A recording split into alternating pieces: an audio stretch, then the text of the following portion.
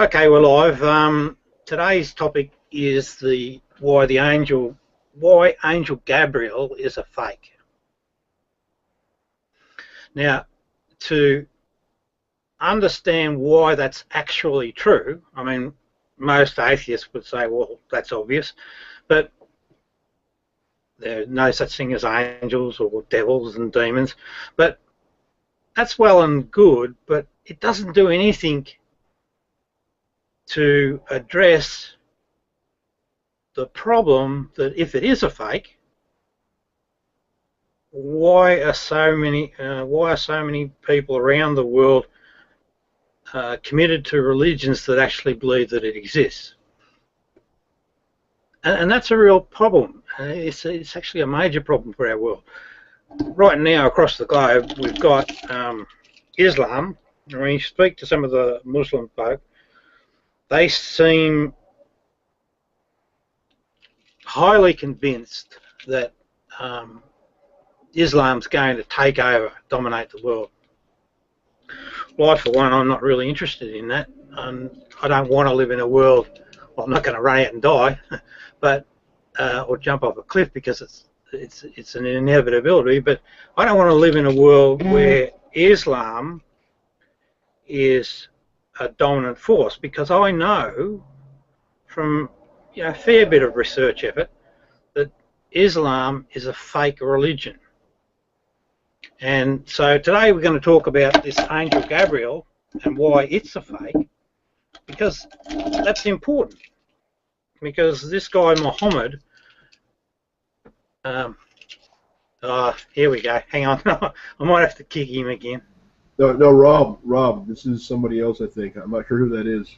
Yeah, all right. I'll let him stay until he misbehaves. But anyway, this guy Muhammad alleges that he went out and he's in the caves and this angel came and spoke to him, and Muslims believe that that this is the transfer of God's word through the angel Gabriel, through Muhammad and into the Quran, and they govern their life by these words, words in the Quran. The Quran is an interesting book in its own right. If you have a look at it, Muslims will have you believe that it's scientifically accurate and a brilliant piece of work, but the reality is, when you actually look at a number of the verses in the Quran, you can clearly see that it's a 7th century Arab that's writing the text, who's quite ignorant to the way the world really works. Anyway, let's get past that. Let's get back to Angel Gabriel. Angel Gabriel, when we look up the history for this particular angel, we find that it was given birth in a book called the Book of Daniel. Doesn't appear any earlier. I mean, if you ask Muslims, they're quite ignorant of this angel. They'll say it's an angel that spoke to Moses and Adam, but that's actually not true. There's no record of that whatsoever. The only time that the word Gabriel is mentioned is this Book of Daniel. So, what's wrong with the Book of Daniel? Well, there are a number of issues with it. The Book of Daniel, when you examine it and look at what all the scholarship is saying, you'll find that the Book of Daniel was written, all the prophecies in the Book of Daniel were completed by 160 BC. Now, if you have a chat to a Christian and ask them about what the 10 horns mean, they'll give you all manner of stories, creative, very inventive, but none of them makes quite as much sense as the actual historic record around the time of 160 BC. In 160 BC, prior to 160 BC, this is, Alexander the Great is the 4th beast that they refer to in this Book of Daniel, and he actually took over 10 kingdoms. That's historically accurate. And that's why they made the reference for the 10 horns. There's even reference in the Book of Daniel for the 10 kingdoms becoming 4 kingdoms, which is historically accurate again with Alexander. And then it talks about this little horn growing big or something bigger, and that's a guy called Antiochus for Epiphanes. So on the historical record, it's very, very clear, very clear. It can't be argued that all of the prophecies that are in this damn book, they finish 160 BC. So why is that a problem? I mean, isn't that evidence that there's a God, because all of these historical events match up perfectly? Well, there's a problem. And that problem is this. It's got to do with a thing called the Book of Jubilees. So there's this book. It was written, it's one of the older texts in the Bible, called Leviticus. Now in Leviticus it talks about this thing called a Jubilee. And what a Jubilee is, it was just a way of marking time, you know, like we mark time by using seconds, months and years. Well, they used this Leviticus marked time into 50-year blocks.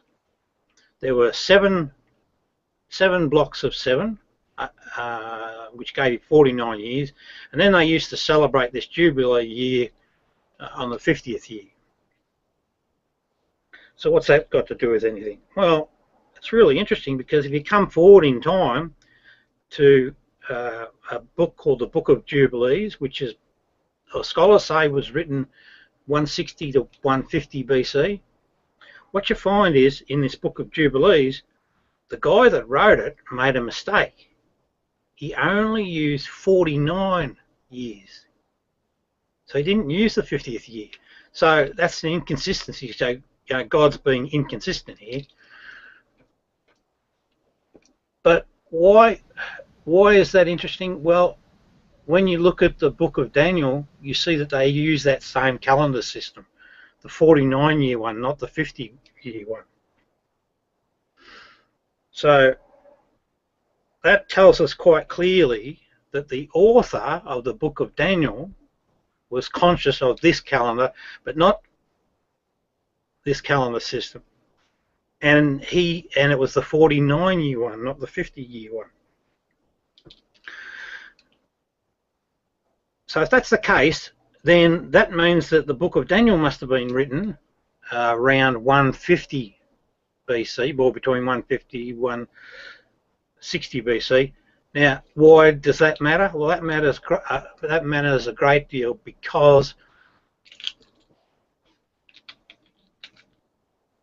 it means that all of the prophecies weren't prophecies at all. What was happening is the person that was writing the book of Daniel was writing post-mortem to the prophecies. So the prophesied events had already occurred. They were aware of them. Oh, g'day, Ben Berry, mate. But anyway, so it's a forgery of prophecy, right? That's interesting enough. So it means that how the authors of this book were scamming the population was by creating a record and then saying to the population that it was written earlier, when in fact they'd actually written it after the events. So they created this illusion. They're not the only ones. The book of Isaiah is the same. It's an illusion of prophecy written after the event. And the book of Revelations, there's some evidence out there too that's that allows us to know that the book of Revelations was written around about 136 AD, and it spoke about past events as well. So here we have a series of events that are, or where people are faking prophecy. Now, if they've being fraudulent with the prophecy, then Angel Gabriel, which appears in the same book, has to be a fake as well. Why is that important? Well, for Muslims, it means that Muhammad could not have spoken to anyone in the cave because they just simply didn't exist. It was all a major fabrication. Why do these things happen? Well, there's a thing called cults of personality. The North Koreans suffer from it at the moment. They've got their idiot leaders, the Kim dynasty. They tell their population all sorts of weird propaganda, but primarily they make the Kims out to be gods, people that can read your mind. And that's no different to what happened in the book of Isaiah, which is another fake prophecy. What they did there is they placed Yahweh, the war god of the Canaanites, atop the globe, the dome version of the world, and had people thinking that this Yahweh could see every one of their moves. It's exactly the same move. It's just a cult of personality. And it's exactly what happened with Muhammad. They created a scam, and it was political in nature. Anyway, that'll probably do for now. Let you guys have a chat if you wish. Oh, there's good scholarship backing those things too. If I didn't present it too well. What are you doing, people? Yeah, Rob, who are a few of the scholars that have tackled that question? Yeah, so Yale University, Dr. I'm not sure whether he's a doctor or a professor. Dale Martin's his name.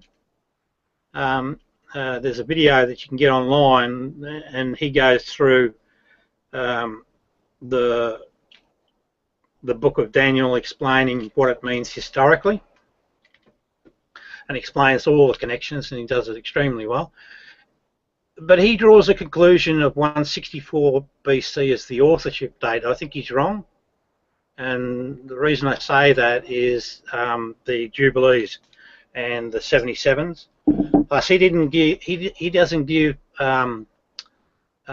any coverage for. There's a 2,300 days reference in the book of Daniel.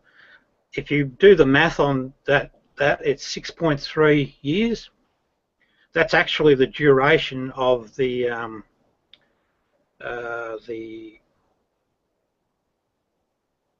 Maccabean revolt. It started late December of 167 BC, and it finished probably first or second month in from 160. So you do the math, that's 6 years and so many months. And there's another days reference in there, 1290 days. That equals to 3.5 years. That's the point of time where Antiochus, who was regarded by the Jews as their number one enemy, he's the little horn in the prophecy, alleged prophecy. So the author must have known right through to 160 BC. 160 BC. So, you know,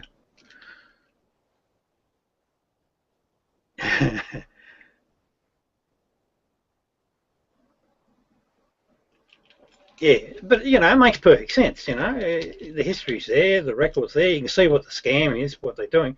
And the other thing was too, the Romans were in town. If you go and check this out, 161 BC, Rome made an alliance with the Jews. And you would expect that too, because you wouldn't expect a client population of Jewish folk being able to overcome the Seleucid Empire. That's just not realistic. But having Rome on board, then that makes a bit more sense. So Rome was probably driving the agenda to get rid of the threat, because the Seleucid dynasty were down in Egypt, and the Rome intervened there and sent them home, sent them packing. So Rome was very active.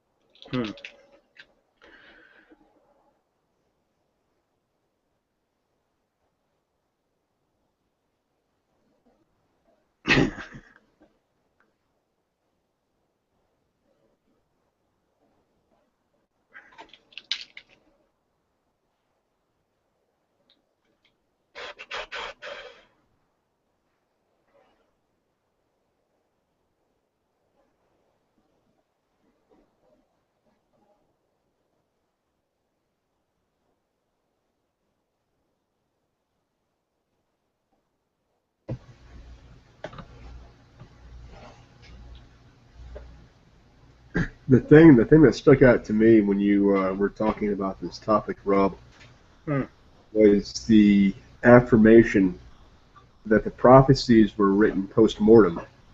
And that's the most important thread throughout this whole thing, because if you talk to these theists, one of the things that they always cite is that their book predicted this and that and that and this with this and that prophecy. That's a really key point that you pointed out. Yeah, well, it is, but it's factual. I mean, the evidence is there historically, and it makes sense. I mean, from I suppose you call it an atheist perspective, you can now say, well, look, here's a rational explanation of why the Romans were in town. They were out to get rid of the Greeks,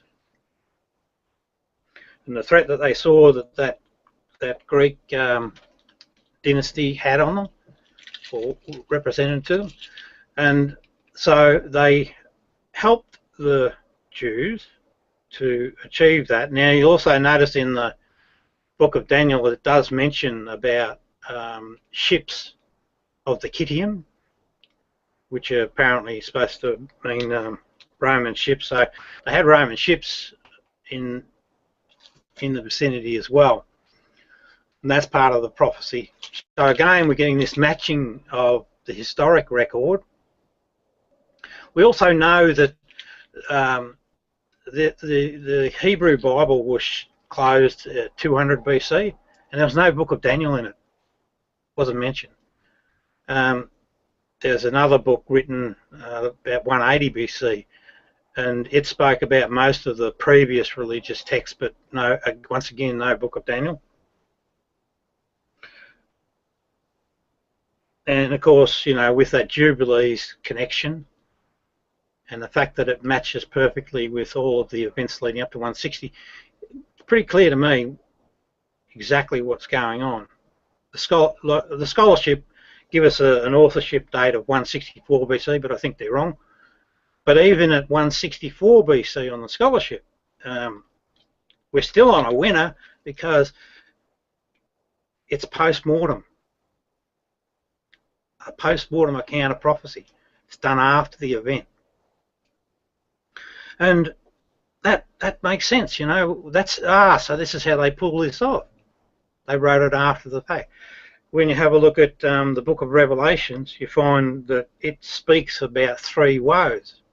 Well, there were 3 wars between the Jews and the Romans that terminated in 135 AD. There was also a big mountain, or Vesuvius, the eruption. That occurred within that time frame. There's a mention in the Jewish Talmud of an episode in a real war where people were massacred and they were brutalized, and it was such a bloodbath that the blood flowed up to the mouths of the horses. Well, that's the exact terminology that's used in the book of Revelations for this 3rd woe. Matches perfectly.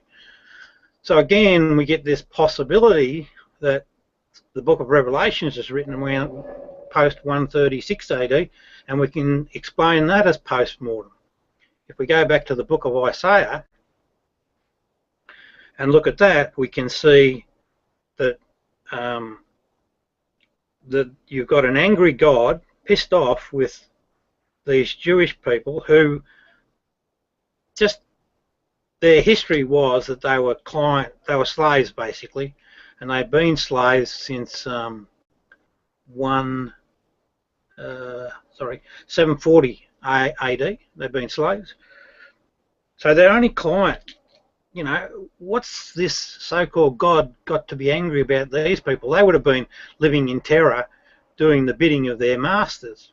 So if any if any God's going to be angry, he's got to be angry at the masters, not the slaves.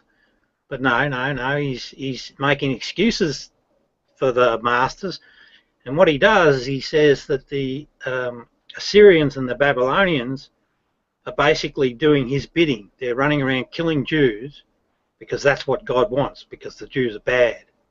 Well, no, that's bullshit.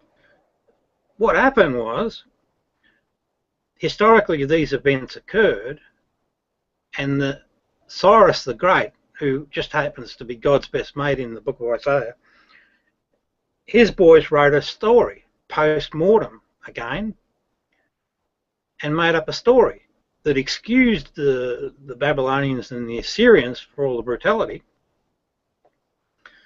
and told the Jewish folks that that God was angry and now behave yourself, be good citizens of Cyrus. If you look at the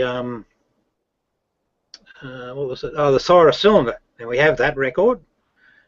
It's in stone. It came from that era, and on that record we see that he did the same, a similar sort of thing, but no prophecy, with the Babylonian folk when he conquered them.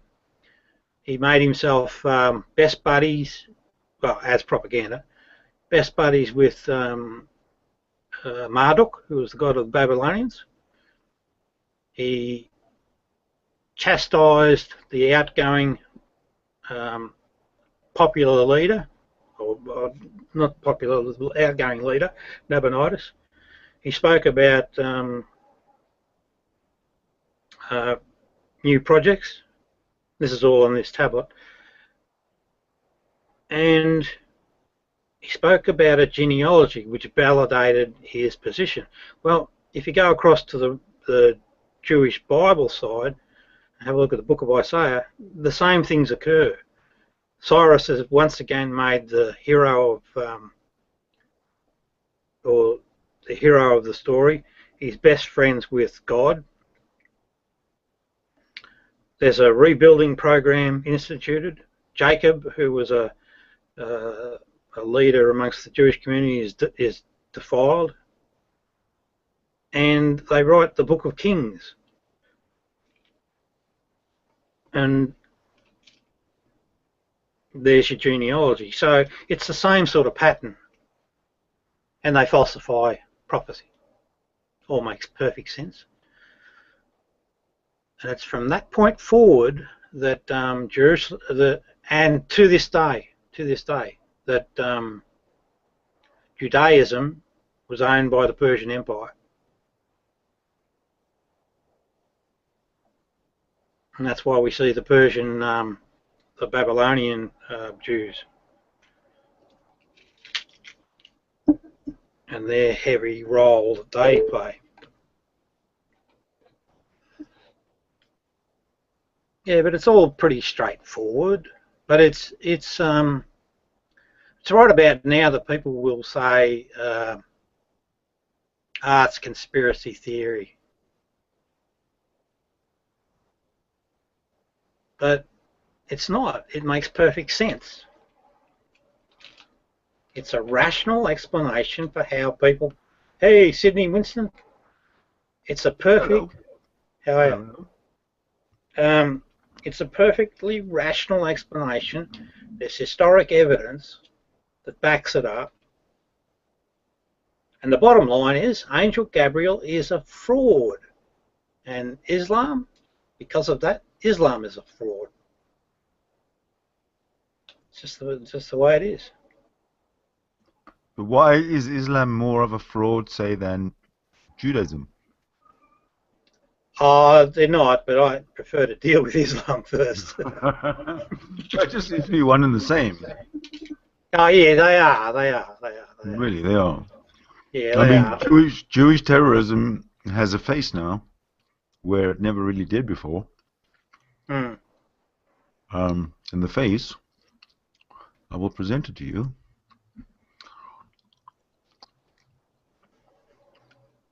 Is this guy.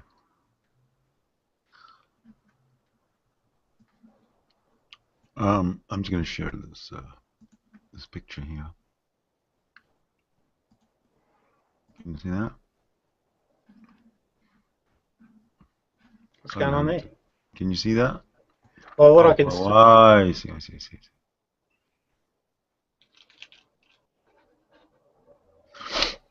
I'm going to bring it in a different way.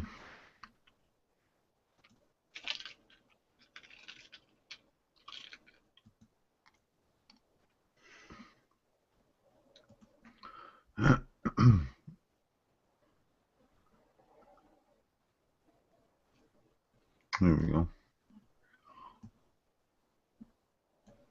I'm seeing is that guy got a knife?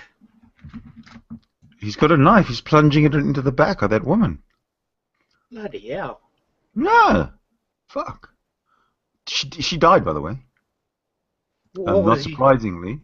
What was his argument? Or well, he's a religious Orthodox Jewish cunt, and she happens to be a secular person, and this was it was in Jerusalem. It was either during or as part of the gay pride parade in Jerusalem. Ah, right, okay. And this guy arrives with a knife and starts stabbing people. Yeah. I mean, he might as well have had an explosive belt and blew himself up. What the hell difference would it have been? Yeah. But you know, we've had these sort of these events with religious overtones going on for years, and we've had really great orators speaking for the atheist cause. We're not making ground. We've got to pull our head. Got to really somehow start thinking more clearly about how to crack this horrible bloody disease. And it is. So I never blame people, right? I get frustrated by them. It's mind poison. Exactly. So therein lieth the true target, if you like. It's that thought in the head. How do you destroy that thought? Well, Nazism was a thought. Yes, but the thing is, they're wrong thoughts. I know, but how do you destroy the thought was the question, and I'm saying Nazism was a thought. How do they destroy that, or can you destroy a thought? Yeah, but now I'm thinking. I mean, if you've got to take it to a global stage, yeah. I think you're talking wars. No. I want to target individuals. Rob, what is the difference with me saying, I got Nazi friends, I want you to tolerate them, and me saying I have Muslim friends, I want you to tolerate them? What's the difference?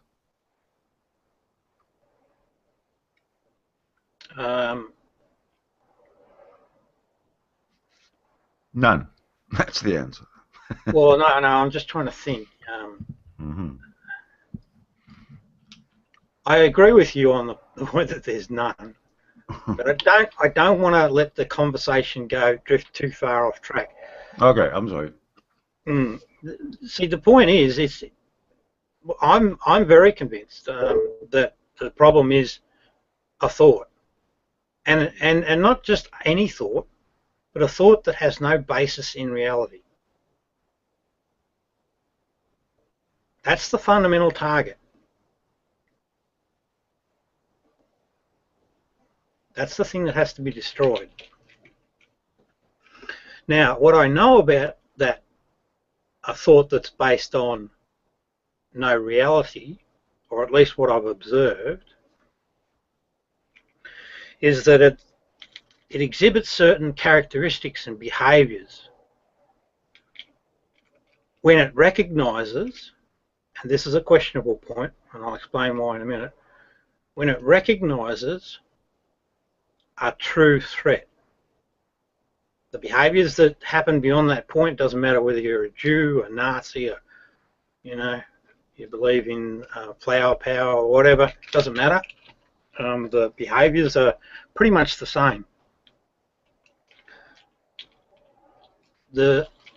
So here's the funny bit, which I really haven't pinned down yet, but I think that this thought based on no reality, belief thought, whatever, I know not so much it, but the way humans are made, they're able to recognise in advance a threat to that belief thought. Why do I say that? I've just witnessed people, you know, their whole behaviour just changes like lightning. You know, they go from an angel to a devil sort of thing. And it seems to happen before the person seems aware of it. They're not even aware of the behaviours that start to follow. They get a bit antsy and whatnot. So I'm just wondering whether that's not the target point more specifically, you know, being able to nail that. But see, even when you do that, if you get people into a corner and then you know, what they do is they will try and fight for a little bit. If they're not knowledgeable about their topic matter, they're weak, their fight is pretty weak, and then there'll be a bit of an outburst, they'll get personal, where that's not their normal character, you know, so they'll try and make out that you're a devil or a demon, or they'll try any manner of personal attacks, and then they'll when all that fails, there's a moment where they try and save face, particularly if they're amongst people that they're regularly associated with, and then they want to exit, they want to get out of the room. And so you haven't achieved anything, basically. Well, maybe a seed is sown, I don't know. But anyway, these are the things I'm thinking about. I'm just trying to work out how to pop their little bubbles.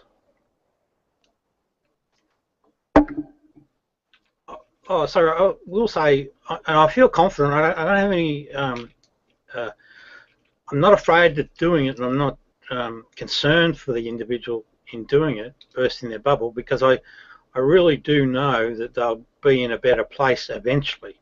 Not in the short term, but eventually they'll be in a better place, and hopefully the world will be in a better place. You really do have to get rid of religions.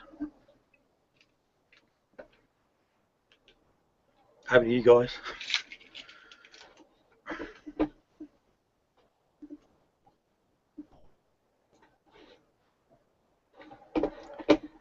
Rob, you are an anti-theist. What's that, anti-theist? Yeah. Well, here's something for you theists. I actually hold the view that Jesus was a real person. But I also hold the view that the Romans made up, well, Paul started Christianity, but the Romans took it over, and they were the ones that created all the magic stuff and all the magic stories. Anti-theist. And what's an anti-theist? Atheist?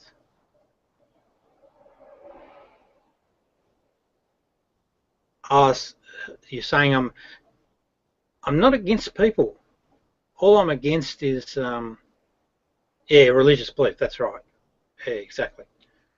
It's just the belief. It's just the thought. A thought in a person's head. I don't want to see anyone hurt at all, but I know I've done enough research now. I have a fairly good grasp of the bigger picture and how it works and why it works, and all the evidence is there. And I just know. I know religions are fakes. You may as well call them cults.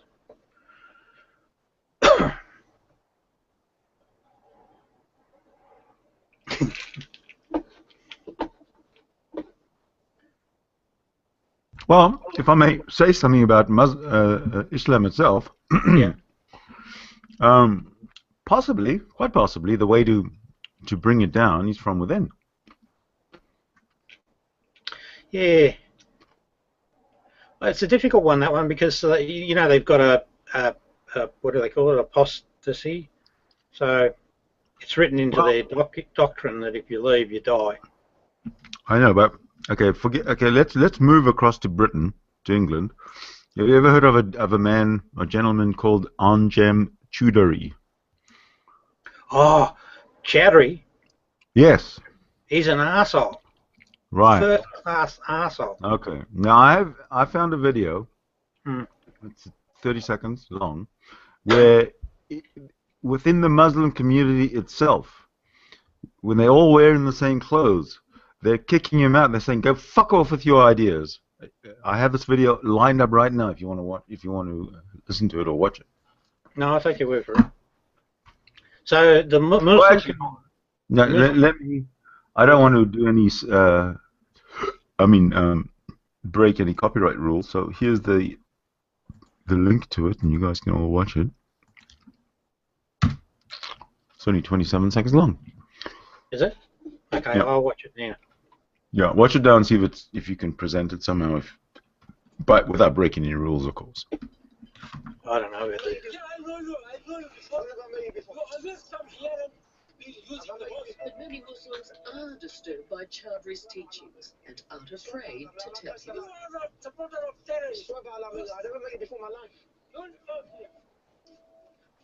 Do you know anything about me? Do you know anything about me? We don't know. Do you know anything about me? We don't want to. I know you. Excuse me, uncle. You're my uncle. I don't know you. Get out of here. See, there's a bright light at the end of the tunnel, right? Not really. Oh yes, No, yes. well. The people, but he's an. Continues. We all try to make sense Sorry. of what it means to be Islamic, to be Muslim. We often hear that it's a. Yeah, not really, because he's extreme and he's political, right? That's his agenda. Well, For they have to someone- be. Islam is political. Yeah, there's, as far as I understand it, there's sort of like two levels, right? So you've got the guys in the back room, political power players, using this to their own end, and then you've got the guys in the front room who believe that, you know, it's all honky dory and it's, you know, God exists and it's all for the betterment of humanity and that sort of group. So out of those two groups, I'd say that, you know, the guys that were rejecting him, I would think would be genuine people in their beliefs. Yeah. Chowdhury's not. He's a shocking piece of work, that guy. Well, he's a real Muslim. That's what I'm saying. Well, I think he's I admire him for that. a strong weighting of political. Yeah, but I mean, he's not being political because out of you know, he's what he's kind of come to believe in. It's what the book says. The book says this, and this is what I want to see happen.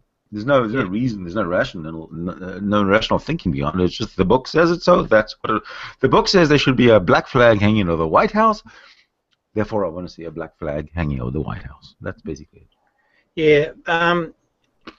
Do you think, Sydney, that you'd be a good judge of? I mean, it's not a perfect science, but of a person that's just a genuine believer and someone that's running an agenda? Could you tell the difference? There's no difference.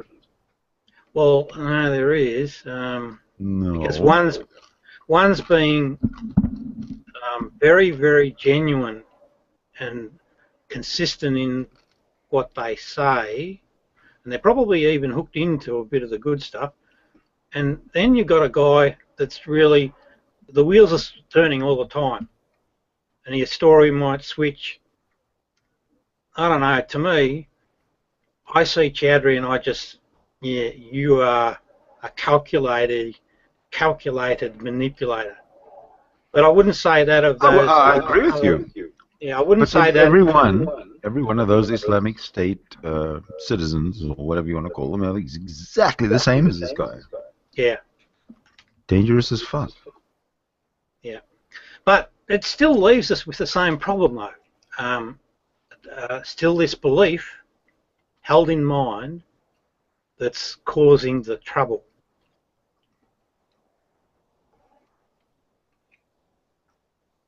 And we, I would assume, we know for sure that there isn't a God and that there isn't angels and there aren't devils. We know that with a high deal of confidence. And it's based on evidence. There's just no evidence. None, zero. So it's a false, it's not a thought that's founded on reality. You know the bulimia sufferers? Mm-hmm. Very stubborn, aren't they? Well, I don't know. No more so than depression sufferers, or... Too true. I agree. But these are people that hold wrong ideas, that don't have a foundation in reality. Wouldn't you agree? Yes. But they see reality in a non-real way. Yeah. Yeah, which is a thought inside the head. I mean, I'll put it to you this way, right? Here's how I gauge. If someone asks me, how do you tell reality? Right? What I say to them is, well, I've got 5 senses. And my 5 senses are the measure of something that's real. You might say, well, what about something that happened 100 years ago? Well, then I'd say, well, I'd be looking for a bunch of historians that reported the same sort of thing, and I'd be trusting that their senses would report a story that would make sense to me today. So I'm relying on their senses to report accurately, and there should be a consensus among people that sort of look at the same work and say, oh yeah, that all makes sense. So I think the definitive measure of reality is this. It's that moment of that you actually sense something. You experience something, yes. In the well, it's actually in the now too, because as soon as we drift forward in time, we have no way of ever having those past experiences. They're lost. They're just a memory. They've become a thought. So our brain, but the actual experience is gone. So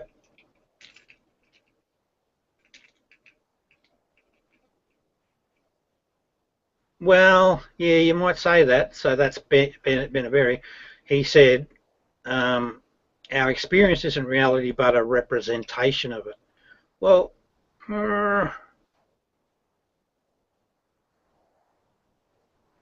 real experience is... That is not true, though. What's that? Our representation of reality that we see doesn't in any way alter the fact that it is what it is, that we are where we are, and objectively It's one reality. Yeah, exactly. Universally, it's a one reality. Yeah, and I mean, if we were in the same room, we should be able to observe something, touch it, smell it, taste it, and concur on it being something real. Yeah. You can't do that. It's impossible to do that with a thought. A thought's not a reality. That sounds funny, I guess, but it's a construction in our mind to represent something, and it can, I think, create feelings, perhaps.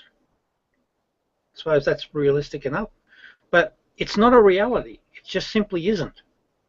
It's a thought. Exactly. And this God concept and this angel Gabriel and all these other things, they aren't part of our reality. They can never be tested and can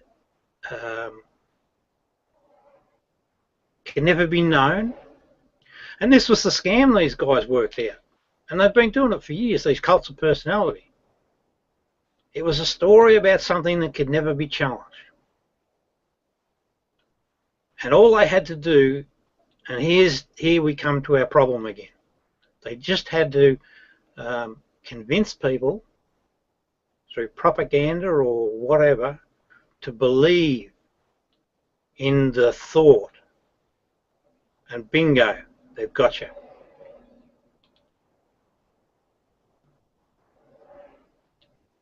So it's no different to all, to all the other religions.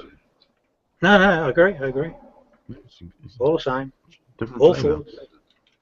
Well, they all run the same pattern. I mean, and if we go back to Zeus and Jupiter, I mean, the Greeks and the Romans, I don't know about the Greeks, but the Romans certainly were doing it. And again, it's cults of personality, propaganda machines.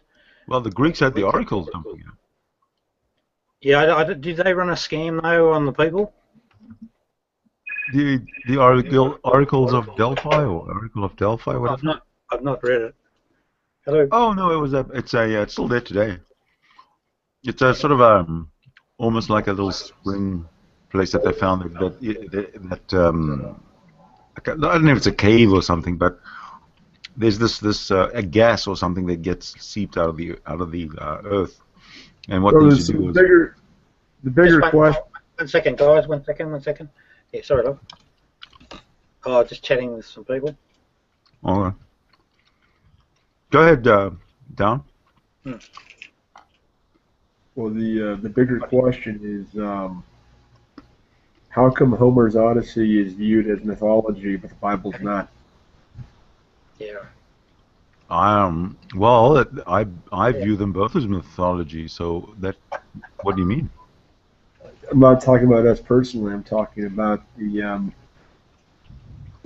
overwhelming number of people who have asserted, falsely asserted, by the way, that Homer's Odyssey was nothing more than fantasy, but the Bible is true. Like Rob said earlier, you have these fabrications of prophecy, and I hear again and again from theists that this prophecy validates that their works are real and that stuff like the Odyssey is not. And they cling on to concepts like this, and they try to use it to rationalize that their book is legitimate, that their book is real. But again, Homer's Odyssey. Which one is more believable, though? Well, neither one of them are more believable. None of it's believable because none of it can. Which one is more like fantastic, or which one is more absurd? The Jesus book is more absurd. That's the answer. Well, or the Abrahamic books are more absurd. The difference between a myth and a religion is the number of people who believe it. That's a very good point. So, if we would have gone back to 200 AD, though, we'd have a lot of people that believed in Homer's Odyssey. So it's a change with the times. Stuff that becomes in vogue gets adopted. Absolutely. Yeah, I think it's just I think it's enough to recognise that this sort of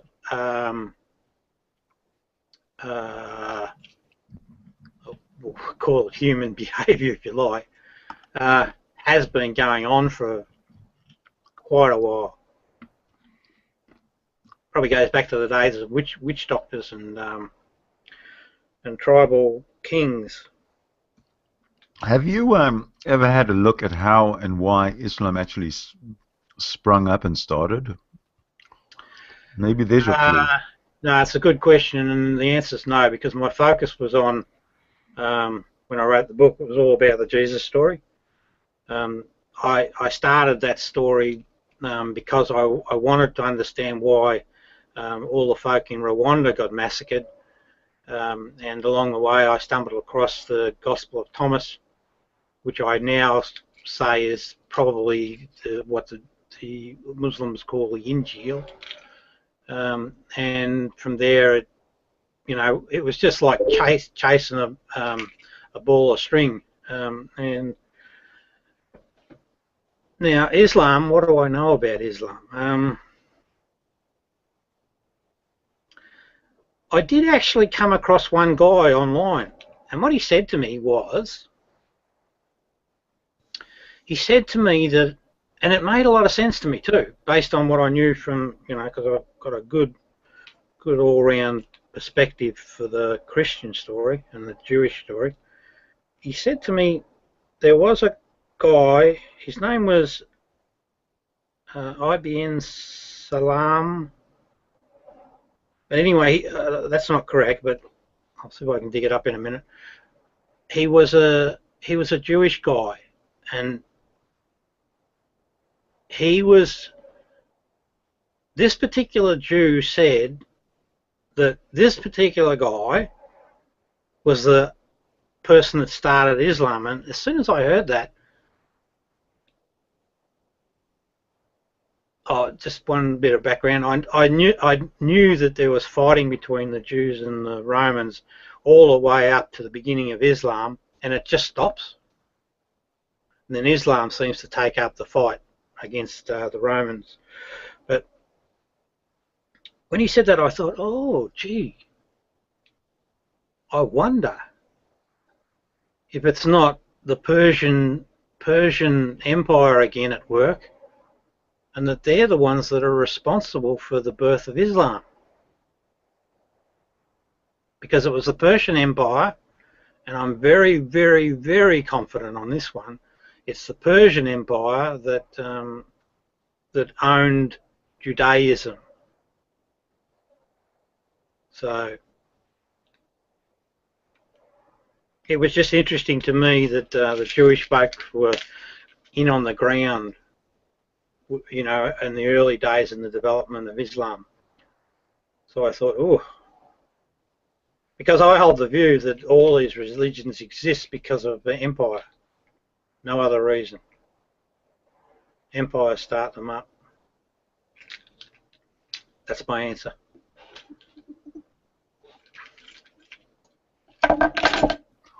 Now, how are we going to bring him down? Well, big thing, that's for sure. I don't.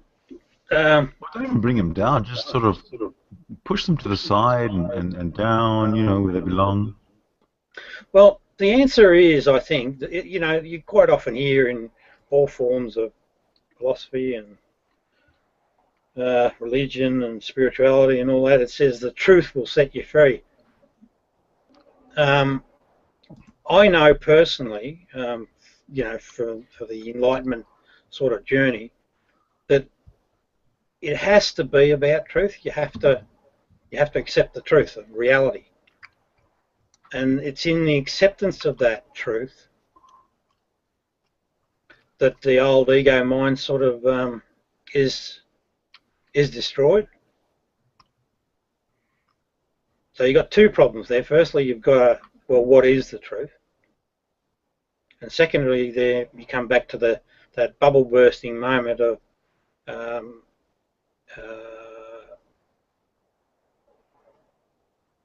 bubble bursting moment where you accept the truth over the belief. And I'm pretty sure that that's spot on. I'm pretty sure that that's the way it works. I mean, I got that one from Jesus, actually. He had a saying. Now, you won't find this in any Bible, but I think it's spot on. I mean, my life experience echoes it, and it explains to me why people go a bit loopy when they're threatened by when the ego mind's threatened. So he said, Jesus said, those who seek should not stop seeking until they find. So he's saying find, right? So he's not talking about belief at all here. You just got and you're being encouraged to keep trying to nut things out and work it out. When they find, they will be disturbed. Well, that occurs. I know exactly what that is. When you actually confront the truth in your own life, you know, where you've stuffed up or whatever, in your life, you tend to defend yourself. You justify your bad action, but in truth, you shouldn't. You've got to accept it for what it is, own the problem. So there's this conflict, there's this disturbance. And this is exactly what happens when you get a Christian in the room and you give them something that they recognise as a threat. They become very disturbed. And a lovely little person turns into a right little demon. Guaranteed. They are. When they are disturbed, they will marvel. Well, what that's all about is that when you're liberated and you see the world for what it is and you accept your own, you know, the fact that you've got the good and evil thing going on in you as much as anyone else, you understand people better. You understand what's motivating them and you understand why they're behaving badly. So, you know, and that's pretty neat to reach that point, and then you reign over all. Well, what that means is that you'll be able to cope better and understand folk how they function. And after you've reigned, you'll rest because the journey's done. You know, there's no more enlightenment path to be trod. You just live life and you accept things for what they are, and except Islam.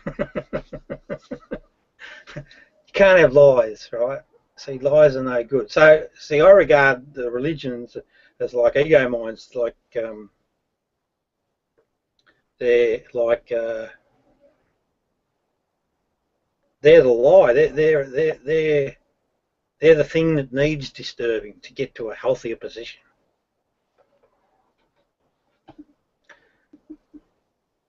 Yeah.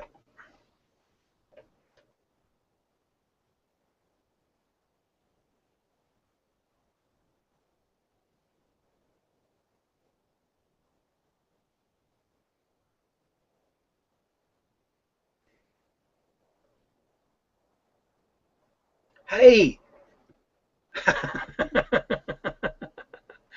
Hey, Gohan, CC, where are you?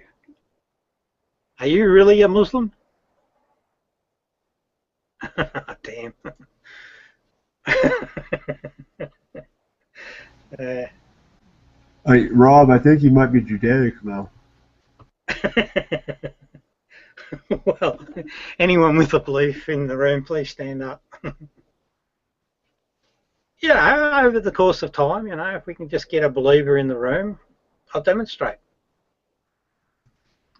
But I still, yeah, so the answer to your question, Sydney, is the truth. Do you have a point with this, or is it just going to go on and on? Oh, you can go. I'll kick you out if you like. Or do you want to speak? I just want to know what exactly you were getting at. Oh, we started the hangout, and I did a piece on why Angel Gabriel is a fake, and I gave my rationale for that. And then Sydney just asked me a question, and I gave an answer.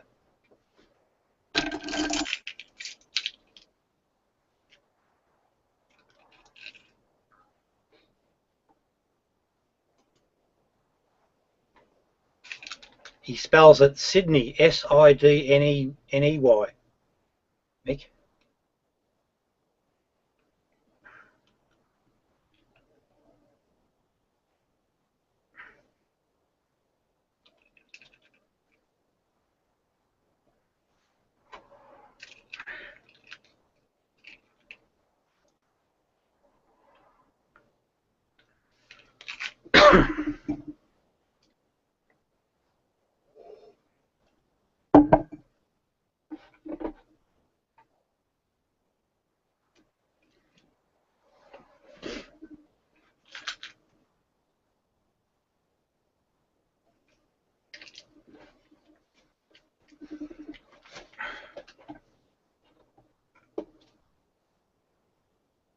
Sydney.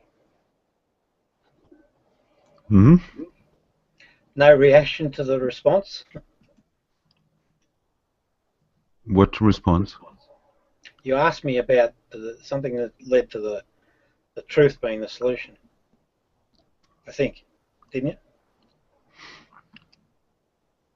Well, there was my comment on that video with those old guys trying to kick that Anjum dude out of their community or whatever. You know, they weren't happy with him, and they were Muslims too, and they were part of the elderly community of Muslims. Yeah, but wouldn't you judge them just on the look of them as being sort of sincere believers? A different cut from a different cloth.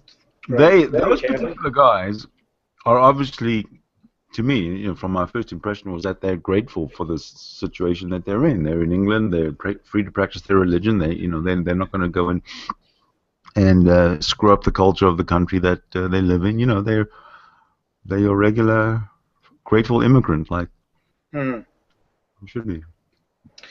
Yeah, but I think it's sort of like a bit of a sheep in wolf's clothing. Yeah, no, it's not that they integrate, you know, and they go to the pub and have a pint with the boys every night. They didn't do that, but at least they don't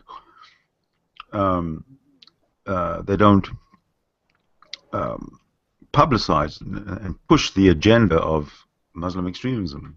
Do you think that they might be more susceptible to new information?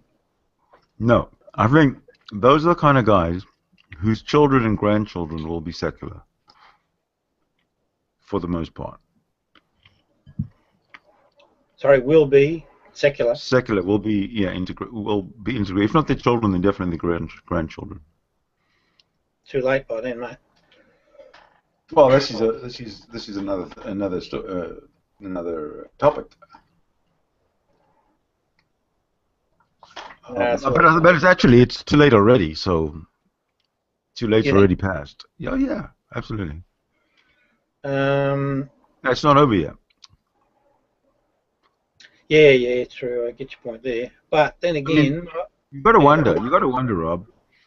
There's a big war in Muslimistan, right? There's Muslims killing other Muslims. So what they do is they flee. Do they flee to Muslim countries that aren't killing each other? No. They don't flee to Indonesia. They don't flee to Saudi Arabia or any of the the Gulf states or Pakistan or Iran. They don't flee anywhere there. They go to Europe. You know, very Muslim in Europe. Why do they go to Europe? They should all be executed. Execute them all, especially them Lebanese. Allahu Akbar. Allahu Akbar. You can execute them as long as you say Allahu Akbar like over and over and over like a chant while you're doing it. I don't care as long as they're then Lebanese. It's legitimate. They're Christian, Muslim, or otherwise. Just check ID Lebanese, dead, bang, against the wall. All of them, even the babies. I've seen some Well, pretty no, save the menacing babies videos. because they could be. I've seen a Well, no, Lebanese save the baby. babies because they could be. I seen a Lebanese baby. I'm not joking. In Lakemba on the corner, dealing friggin' ice. What kind of people are these coming here? A Dealing baby what? in nappies, dealing crystal meth. A baby in nappies. Well, I mean, must have gone to some kind of a It doesn't early matter. They're Lebanese. That's what they teach education their system. babies. It's DNA. It's like, it's genetic. They No, come out with an ounce and they're already dealing to our kids. Next thing you know, our kids are 16 and joining ISIS.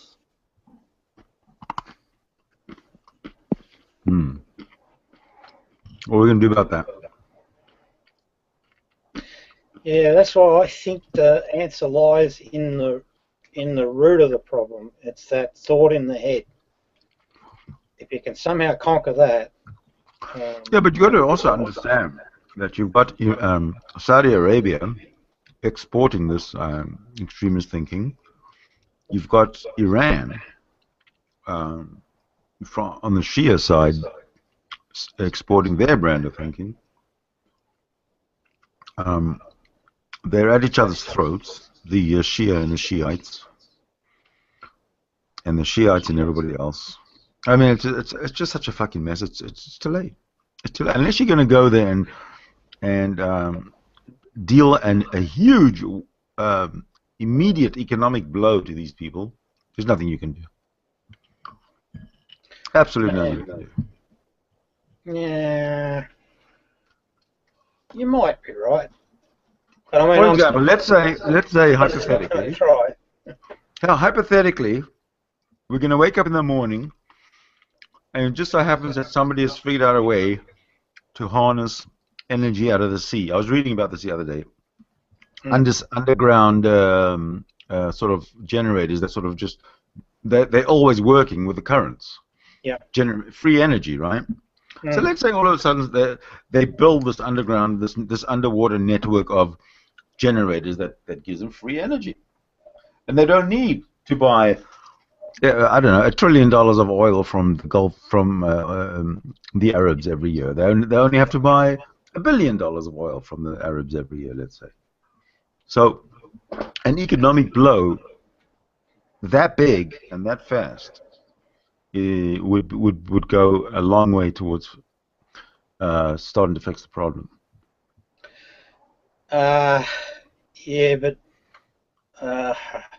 the guys that are running those oil fields and the filthy rich, right, are using these religions to serve them. The whole reason these religions exist, it's like the old pyramid, right? There's a guy or two at the top, and they're filthy rich, and they're greedy as anything, and this is human nature.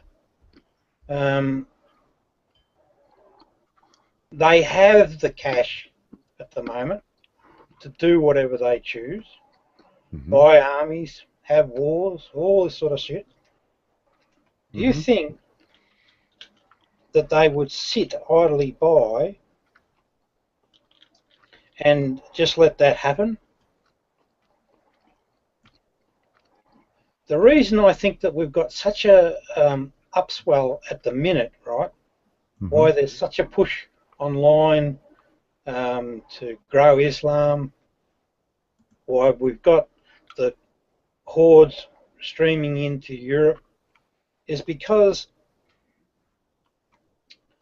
the days of Islam, because of the internet, right, because of the access to information, the pressure that's puts on a thing like a bubble idea, their days are numbered, so they've got to start making a move. And I honestly hold a view that these pricks that are sitting behind Islam have an agenda that's, about world domination. Because if you think about it, that's the only way that religion's going to be able to survive. It cannot survive in the type of world we live in today because there's just too much going on, too much information that's readily available, and people will eventually wake up, eventually. Well, I think the focal point is probably starting to shift towards Iran now that they've got their little nuclear deal, and And we all know, at least I know for sure, that they're lying about keeping to it. So it's just a matter of when it all starts to unravel, and that's obviously going to be soon. So the pressure's on them. The pressure's on them because it is indeed. Because the bullshit can't sustain itself forever. It's getting more and more hammered. That's more radical, I think, because these empires are under massive threat. And of course, with that, you get hammered for being a conspiracy theorist. But I don't know. All the evidence points,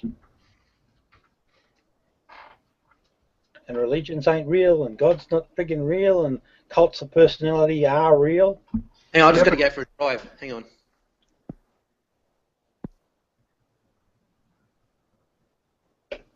Oh, sorry. That's all right. No problem.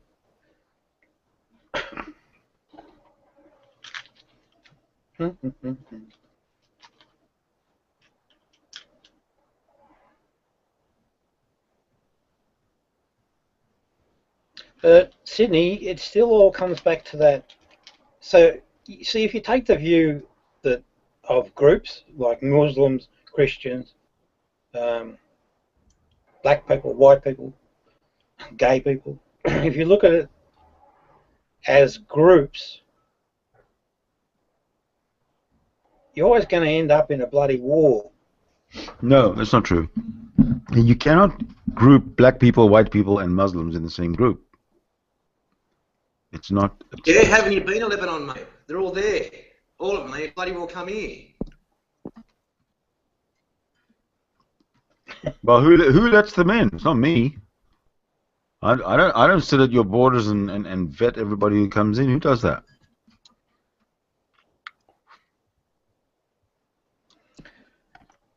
They're stupid government.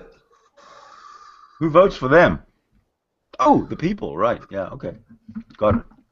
The problem still comes down to people holding wrong ideas that have no basis in reality. No, that's not the problem. The problem is when they use those ideas to stab young ladies in the back with knives, like this bastard's doing. Hey, I'm watching my avatar, and I'm just sitting here seething, just watching him. You're seething. Seething, yeah. I'm, and you know what's really pissing me off? Not that act alone. That act alone doesn't surprise me. What I'm seething about is the cowardly community of Orthodox Jews who have shut the fuck up. They've clammed up like I don't know, whatever clams up. But they've clammed up. They've shut up. They haven't said a word. This, to me, this one act taints Judaism. It totally invalidates Judaism. Right there. If that's the word that he's following, and if he's the Orthodox Jew that everybody should aspire to be, then oy vey. Yeah. You see the research or the archaeological research on Moses. There's nothing. There's no evidence. Of course, there's nothing. Yeah, that's right. Moses is a story, fiction. Yeah, that tells you that it's not valid. And then, if I'm right on the book of Isaiah, and I'm damn sure I am, Judaism isn't a Jewish religion. It was lost to the Persian Empire. Yeah, I mean the Babylonian exile wasn't that under the Persian? Yeah, correct. Yeah, that's right. exactly. Cyrus And that's where apparently a lot of the New Testament was written during that exile. Have a look at them now. Not the New Testament, the Old Testament. Yes, they're all floating bits of doors to our country. True, Right. isn't it? I'm just saying, look at the Persians now. They're all floating on bits of wood to our country. Well, rather they go to Australia than to Canada. Yeah, but again, if you took the idiotology out of the mix, then we're just people again. No, it's more than that. They're dark. No. They're dirty. Dude, it's not only religion, it's also tribalism. When you say country like Iraq, you think, oh, they're all Iraqis, but It's more than that. You got many tribes and ethnic groups and stuff like that. It's not just religion. No, they all look the bloody same to me. I can't tell the bloody difference. I don't know about yous. What are they all called? They all have the same Especially- name? What's their name? Oh, bloody Iraqis or whatever they are. Muhammad. Muhammad. They all called Muhammad too. You know, you got a point. They are all called Muhammad. They What the fuck's are. up with that? Oh, I guess they might think that it gets them a free ticket into heaven. Oh dear. Yeah, see that's another thing I raised. So I'm always looking for little bits and pieces to shake the nest a little. Based on Yeah, I think it's about time that we actually united to shake that nest in a big way. Yeah, but if you do it, you can do it with. See, it's like getting a person that's got bulimia and actually saving them. That's what's going on, and I mean it. That's seriously what's going on. They've got a disease, if you like, or a mental illness. That's probably delusional disorder. No, I think mental illness is probably a fair thing because it's inflammatory thing. But in the same breath, you say, look, if you listen to me and you do your homework, you'll be able to get rid of the disease. It's just a thought. Thought gone, problem solved. But I forgot what I was going to say now. I was going to talk about how I wind. Oh yeah, it's the death phenomenon. Because I was thinking that, all right, people. I think fundamentally there is a very selfish part of us people, and one of the reasons I think, and I haven't thought widely on this, so if anyone else has got any thoughts, I'd welcome them. But one of the big deals I think for people joining up the religious story is that they get to live forever. I know with the Jesus sayings, that's one thing that caught me with it and why I was interested in it. It said, number one, and he said, whoever discovers the interpretation of these sayings will not taste death.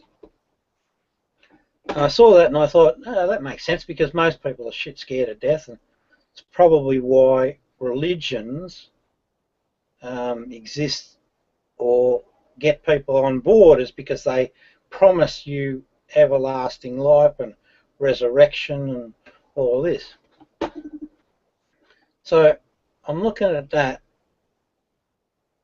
and then I thought, well, that was my big test of, is this Jesus person real? So I went and read all the sayings, and they seem to make some form of sense. But if this Jesus person is real, then you have to support the whole resurrection story and all the miracles and all the.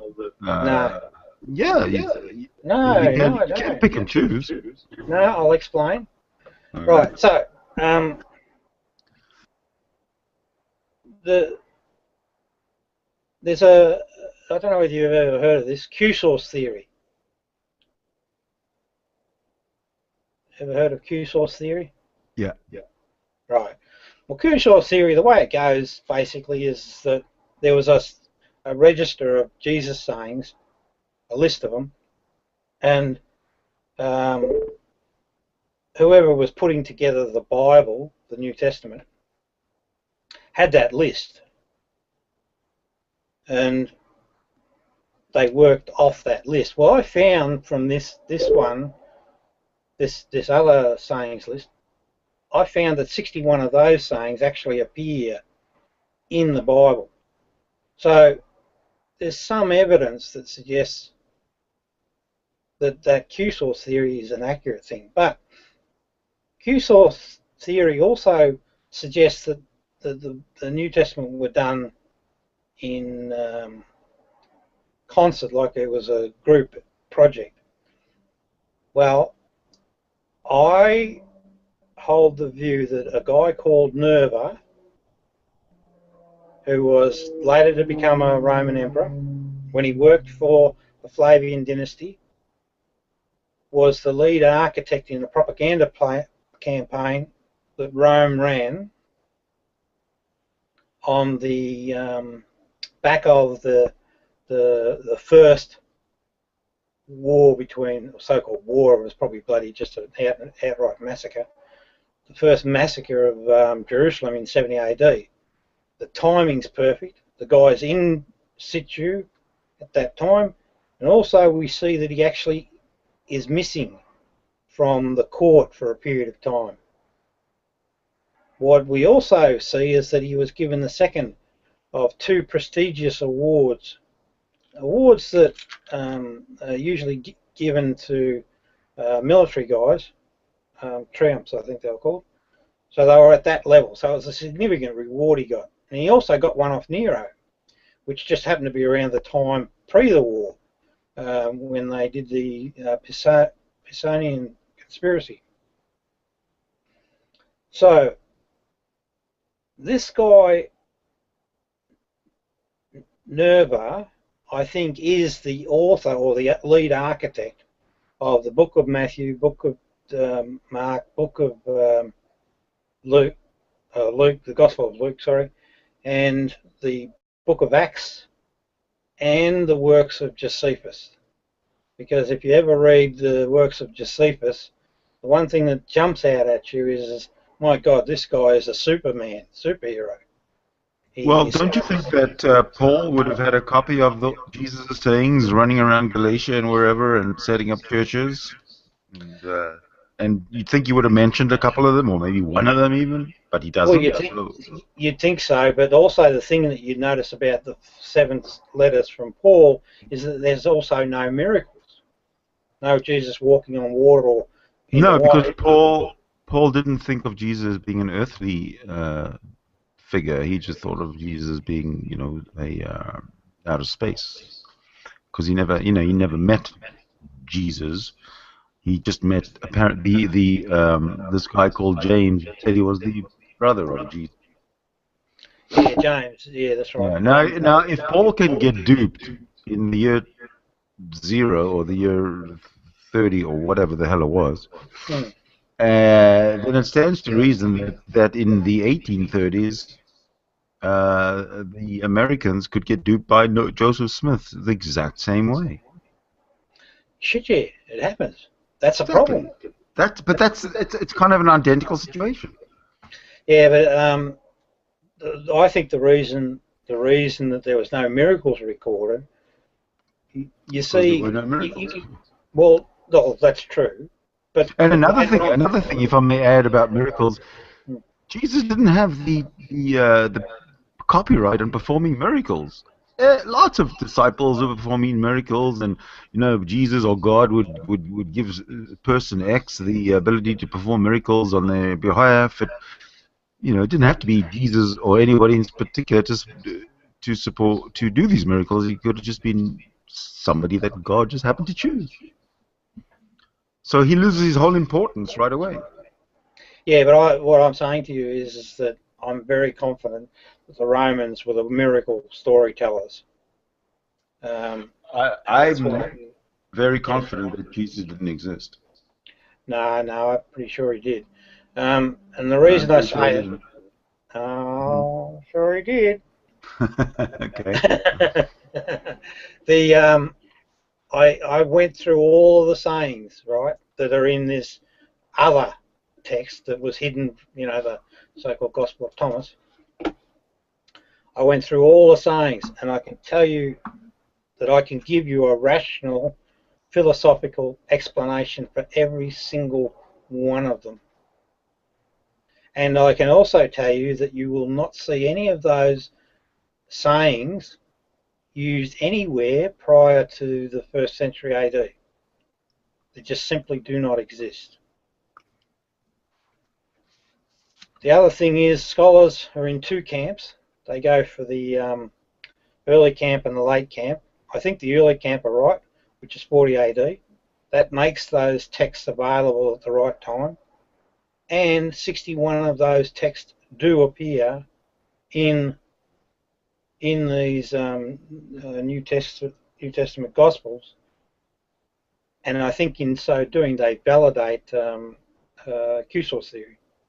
So how did they sort of survive for a generation or two before somebody got a hold of them and tried to write gospels about them? I mean, this just doesn't make sense. Why? Well, no. If you say this is a guy who's got this list of names, a list of sayings, okay? Let's say I got this list of sayings, and I wrote a book about the list of sayings. I wrote a book. Now, why would somebody take that list of sayings and change the book? Like that's what I think it's Luke. Oh, okay, yeah. Luke comes up with the first gospel, right? These are the sayings of Jesus, and then another guy comes up and says, well, let's let's embellish it a little bit and write some more about the sayings of Jesus, and then another guy, and then now you got four different stories of different stories, but with the same plot. Yeah. And they're all different. I can explain. So you remember I said 61 of the sayings are used in the New Testament Gospels, thus validating Q-source theory. What's interesting is the 53 that don't make the cut. When you have a big picture perspective, and as I do, and an understanding of how religions come to be, and that they're basically brought into being by empires.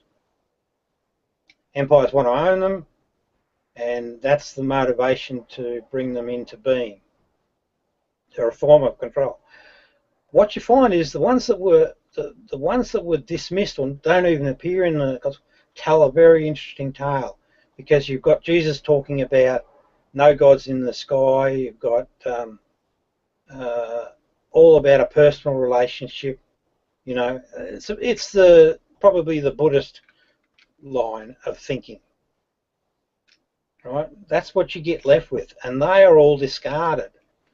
And the ones that got through, they are embellished with, and you can see clearly there's one that sticks in my mind. It's saying number 8, where he talks about and this is just about wisdom.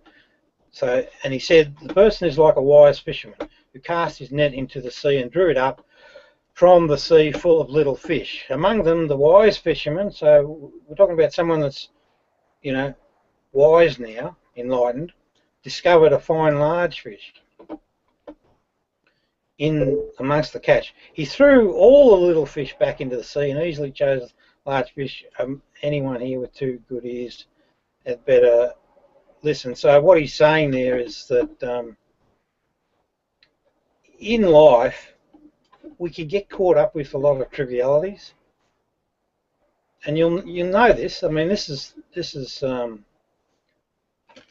just the way things work.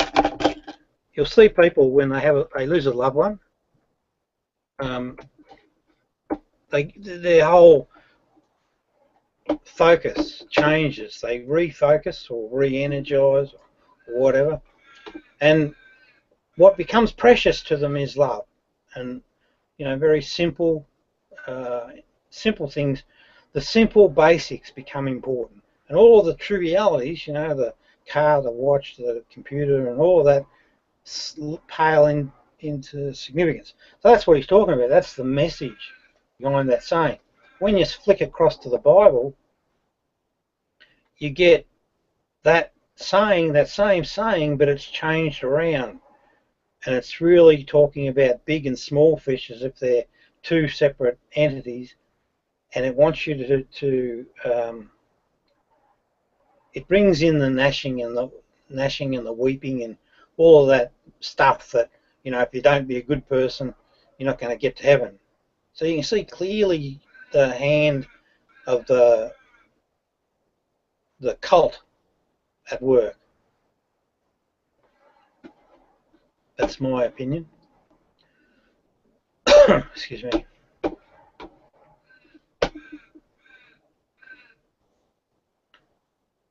So I think the guy was a real dude and a very good philosopher, very accurate. But he wasn't a miracle man. He's dead. He ain't coming back.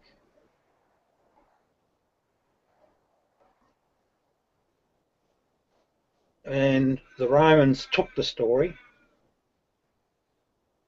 Well, firstly, the Jews took it because they wanted to recover their lost, the people that had sort of started following Jesus. So they wanted to recruit, and that's what Paul said. So you're saying, Rob, yeah, that Jesus is kind of like this Kim Jong-un guy, walking around and people with little notebooks taking notes of what he said. Well, the one that recorded those 114 sayings was Thomas. So okay, now what are these sayings? Like, what is one of them? Can you give an example?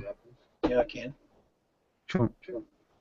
I'll give you one that will probably throw you, and then I'll explain what it means. See if you agree with me. Well, let's see if I can figure it out myself first. Okay, well, I'll bet you don't. Right. Took me a bloody ages, but you might. So this is saying number 7. Jesus said, "Lucky is the lion that the human will eat, so that the lion becomes human, and foul is the human that the lion will eat, and the lion still will become human." Now, it has a very definite meaning. Well, it's a very Judaic meaning. Okay, no, that stems from Judaism. No, that's a very in Judaism there's a connection between the animal that you eat and yourself. The animal has sacrificed his life for you, and you are grateful to that animal, and you respect that animal for having done that for you. I mean, that's kind of Judaism in that respect. Yeah, but that's not the meaning here, so keep trying. Well, that seems to be the first part of it, anyway. All right, I'll explain.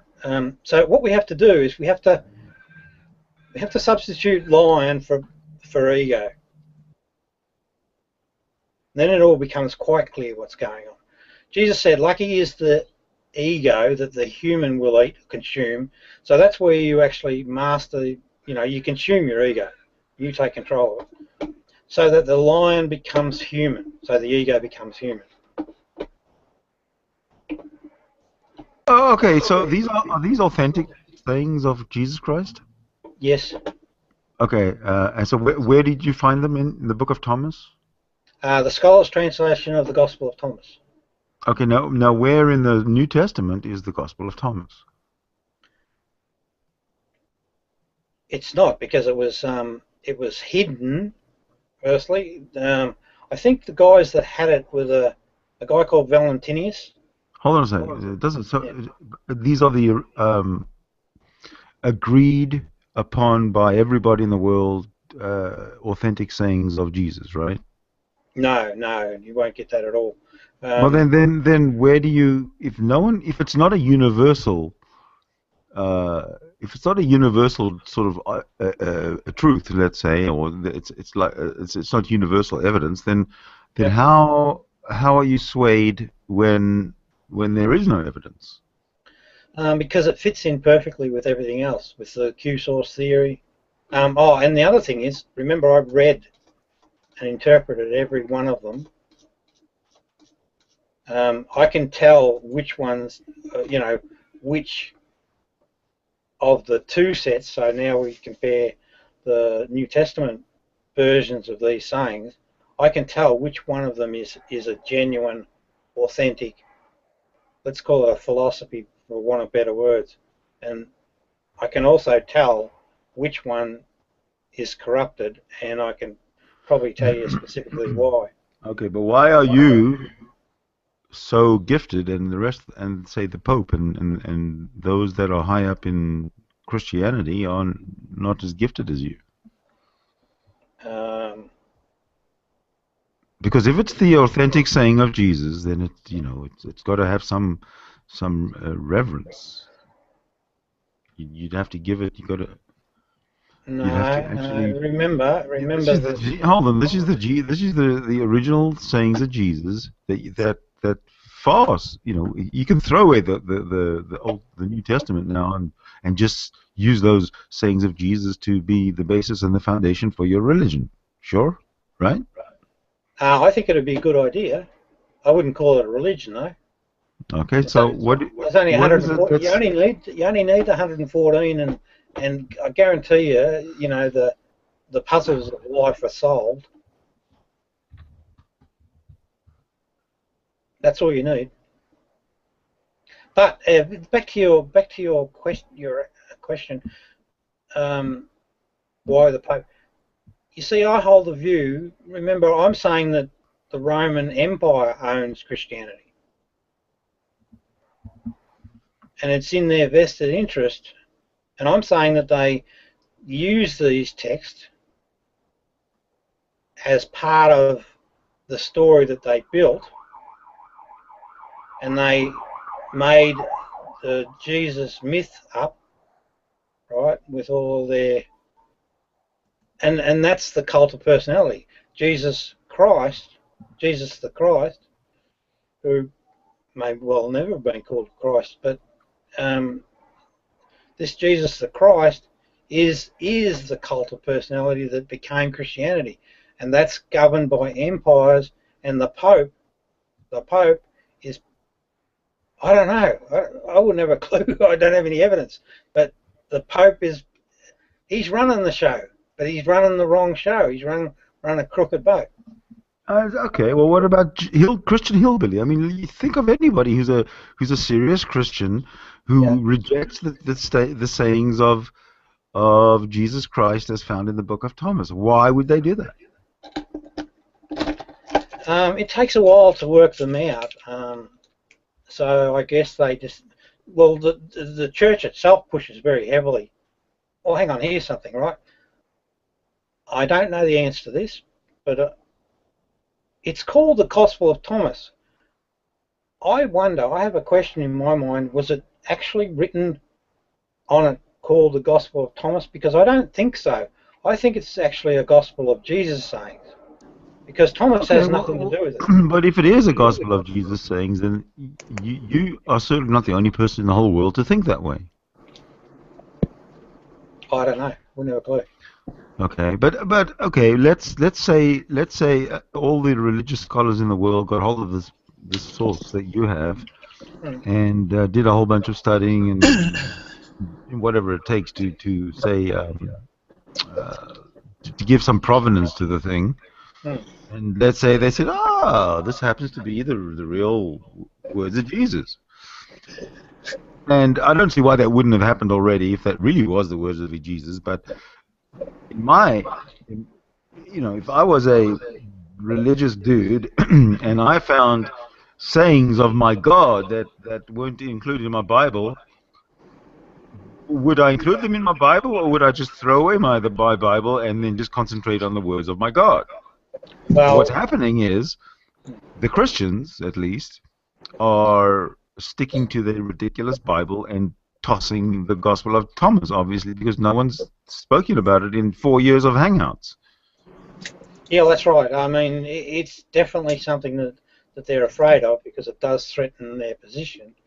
But I don't know. I'd be interested to sit with a Christian, but you see that, as soon as you mention Thomas, that's why I'm coy about using the term Thomas. They immediately say, that's fictional. They've been told. So it's been, the message is well and truly across the Christian community that this is a fake teaching, or it's whatever. I'd be happy to have that debate with anyone. It is obviously fake. No, it's not. 100% no. Well, then it should be introduced as evidence number one for the existence of Jesus. What are you talking about? The Jews or the Muslims again? No, he's saying that Jesus exists because there's an authenticated book with his sayings in it.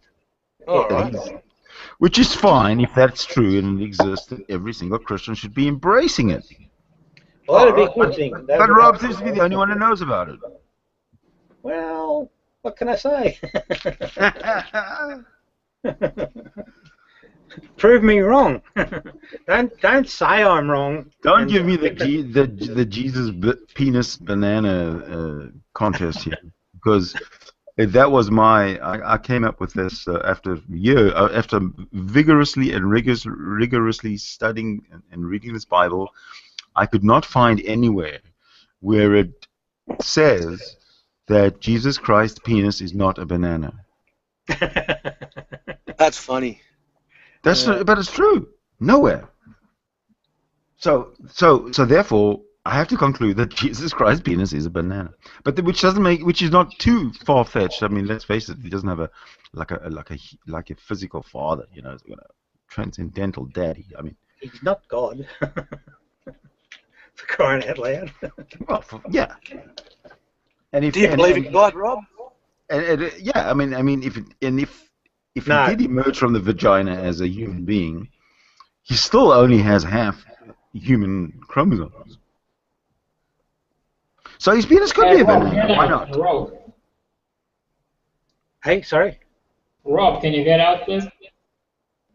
Say it again, mate. I can't hear you. What? Can you see the screen? Can you see Vladimir?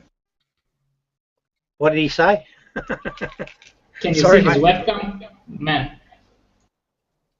I'm sorry. I'm just not getting it. Can you type it in the chat? Can you see his camera? Camera? Yeah, of Vladimir. I'm still not with you. I don't know. On the Hangout, can you see Vladimir on the Hangout? The mirror on the Hangout. Vladimir. Oh, Vladimir. Okay. Yeah, Vladimir. Yeah. Hang on. Wait a minute. Where is he? Yeah, there's Vladimir. I got him. Cool. How you doing? G'day, Vladimir. Cool. Do you believe in God? Hey, you asshole. What are you doing there? Doing where?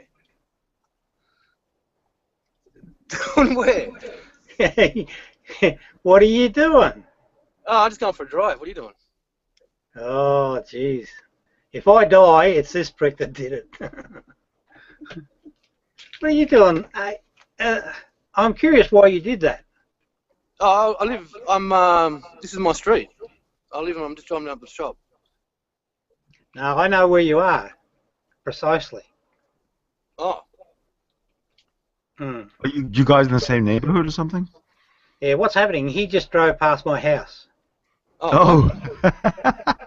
Which is rather spooky. Because he lives over in where do you live? Coburg or somewhere? No, actually, yeah, no, I live here. This is my street. Well, you didn't say that last time. No, I know. I live here. This is like, I'm going to show you what I live here. Yeah, so what he's done, for whatever reason, he's decided to find out where I live. That's... Who? You have. No, I haven't. Yes, you have.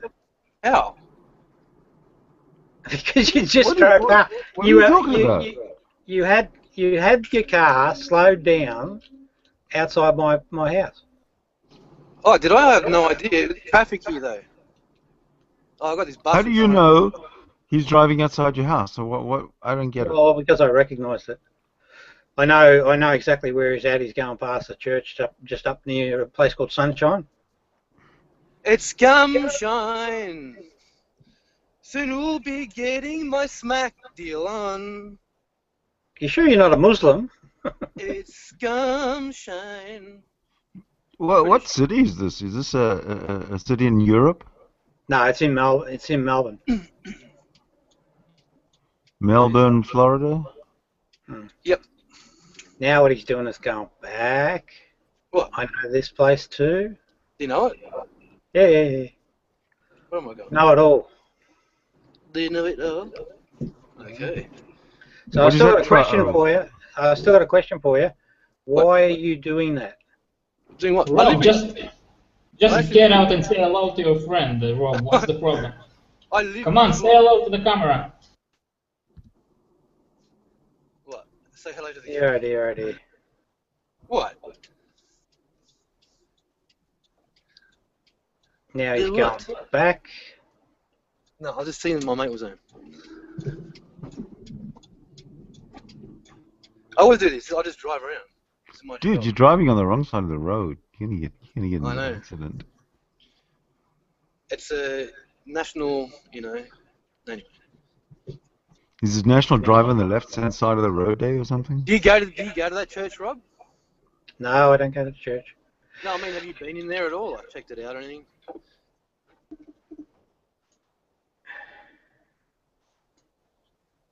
What kind of a church is it? Eastern Orthodox or Roman Catholic or anything else? It's a brick one. It's a brick church. Which means they got a little bit more money than the ones made out of fibro. Their message must be far more meaningful. It's the love boat. Or maybe their sermon speaker, their preacher is a little bit more rhetorical. Next, I'm going to drive to Bina Berry's house. What do you reckon? Bina, I'm coming now. I'm going to your work. Get ready. Gas must be really cheap in Australia if you can just drive around all day visiting all the Hangouts peeps. Yeah. This is cool.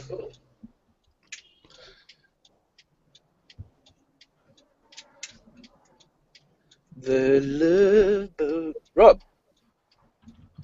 Yeah, Vladimir. What are you doing? Well, I'm wondering what to do about you, whether to report you to the police or not. What for? I'm going to do it, mate. Sorry. That's all right. What for? Well, I want them to actually pick you up and just get you to answer honestly what you were doing hovering around my house. I think it's a bit bad, mate. What? I don't even know where you live. How is that possible? Oh, I don't know, but you sort it out with the coppers. Well, how the coppers gonna figure it out? Because I don't know. I just tried. It's just the inside of a car. No, it's not. I saw my place. He was hovered out. He slowed down in front of it. Hang on, just get their number.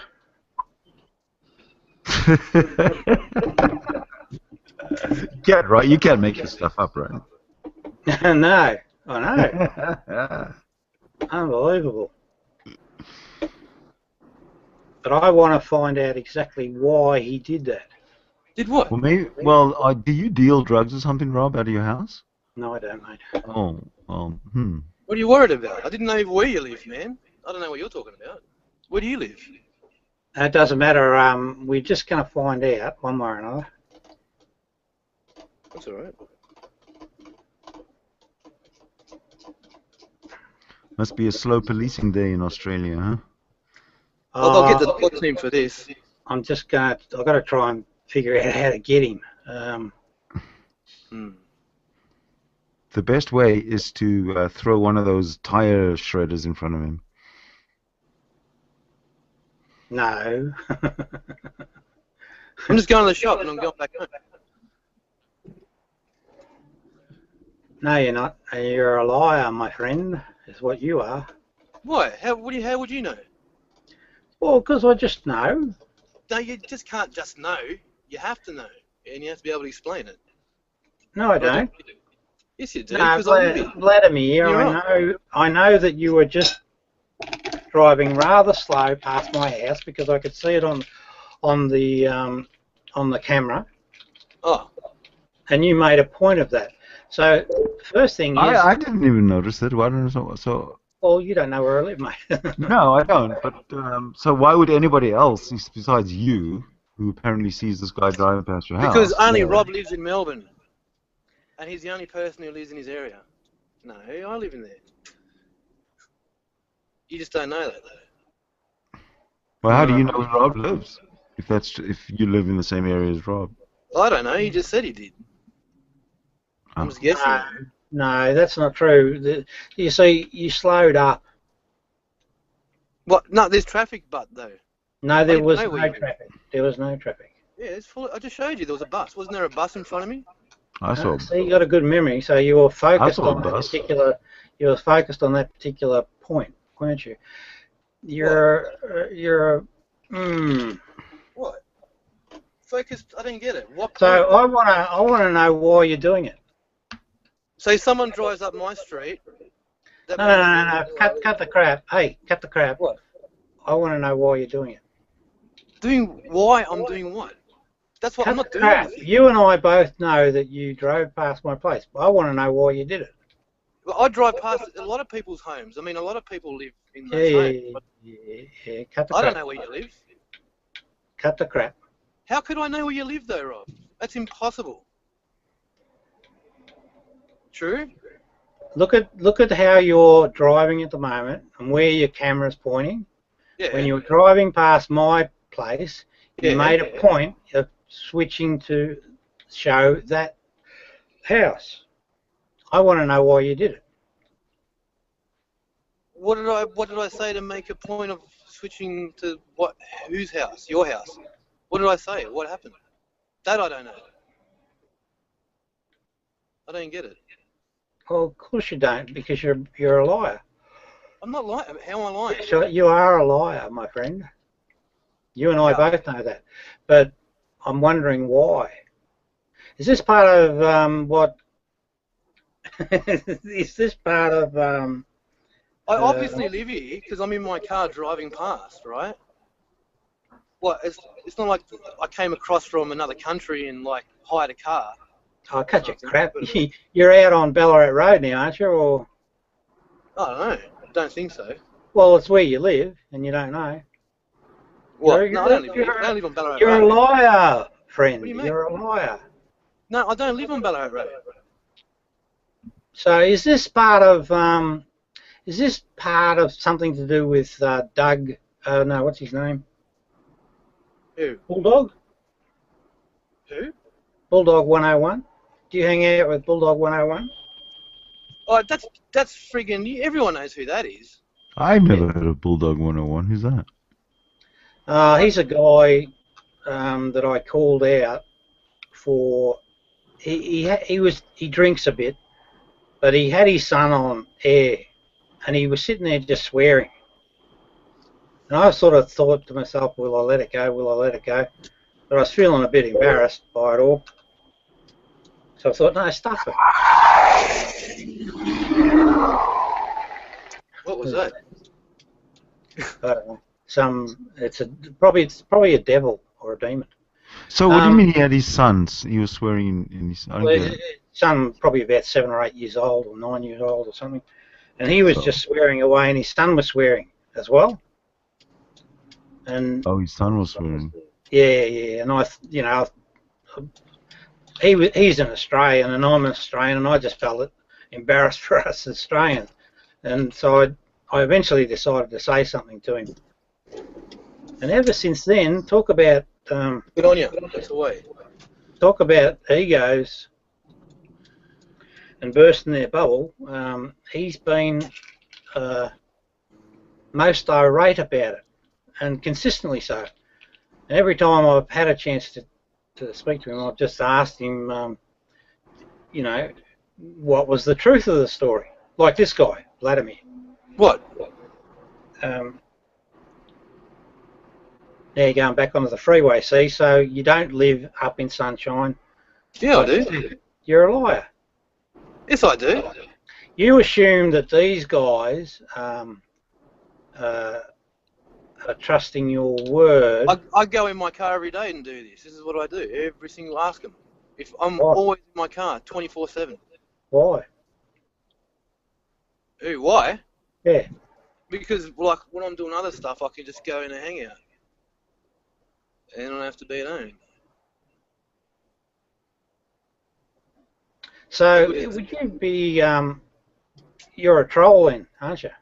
No. Yeah, I think you are. No, what do you mean? How can you determine what I am if I'm not? I'm not any of that. Well, firstly, I know that you drove past my house, and I know that you made a point of me seeing that. That's a fact. But what did I say to you? I don't know. What did you say? You don't know. But you're saying I made a point of it.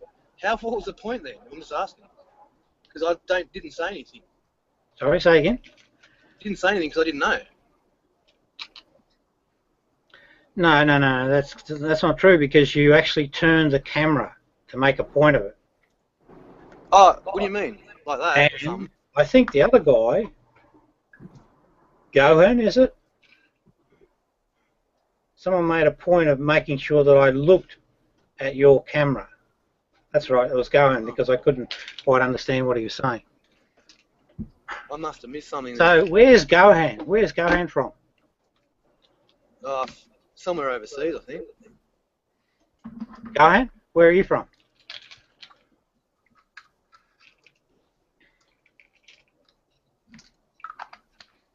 I don't know. It could be walked away from the computer or somewhere. So Vladimir. Yeah. Are you a Muslim? No. What makes you say that? You sound like a Muslim. What does a Muslim sound like? You. What do you mean, like me? Hey, does anyone know Vladimir known him for a while? Or? How the hell can you sound like a Muslim, man? That doesn't mean anything. That doesn't make any sense. Just a guess. Hey, anyone know? What does a Christian sound like then? Like, I've never heard of that. You can't sound like a Muslim, man. You can only maybe be one, or you can maybe look like one, but there's no particular... You sound like a Muslim to me. Why? Well, you just do. I just seem like a Muslim. No, you sound like.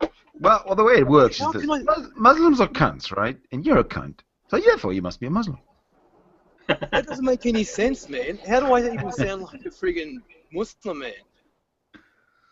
Like, do I go around saying, whatever they say, squiggle talk?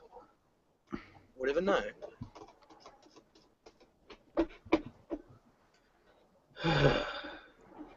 You gotta watch out for them, mate. They're pretty bad, all those Muslims and that. Oof, no kidding. Fuck 'em, mate. Yeah.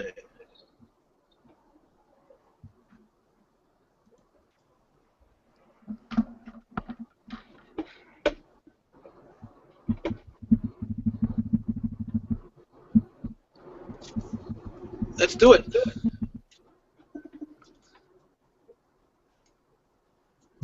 All right. Take a note of where I'm going.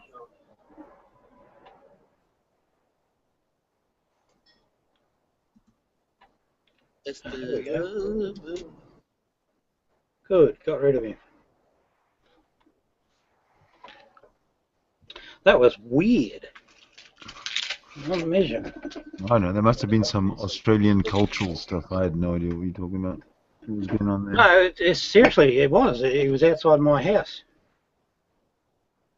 which was spooky. So, I'd love to know more about it. But, well, maybe you're more famous than you think you are? I don't know. No, it's not that at all. No, the only thing I can think of is that he might have something to do. He is a person that's tried to, like, there's been a long period where I haven't been online, and he's a person that's tried to contact me, and I just kept pissing it off. So, well, are you not easy to find? I mean, if you're easy to find, then it doesn't make any sense. I would imagine you could find me in the phone book. Yeah, exactly. I don't have any. I don't hide. Well then, are you scared? I'm not. Look, I'm not sitting here trembling or anything like that. I am a little concerned. I'm concerned and curious as to why he did it. I know he did it.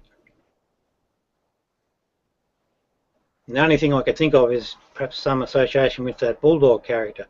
So I hope it doesn't mean that someone's going to.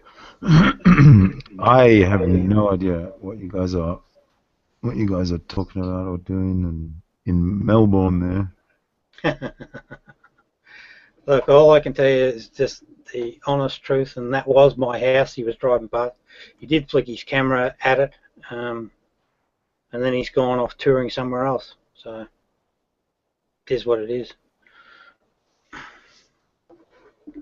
Spooky.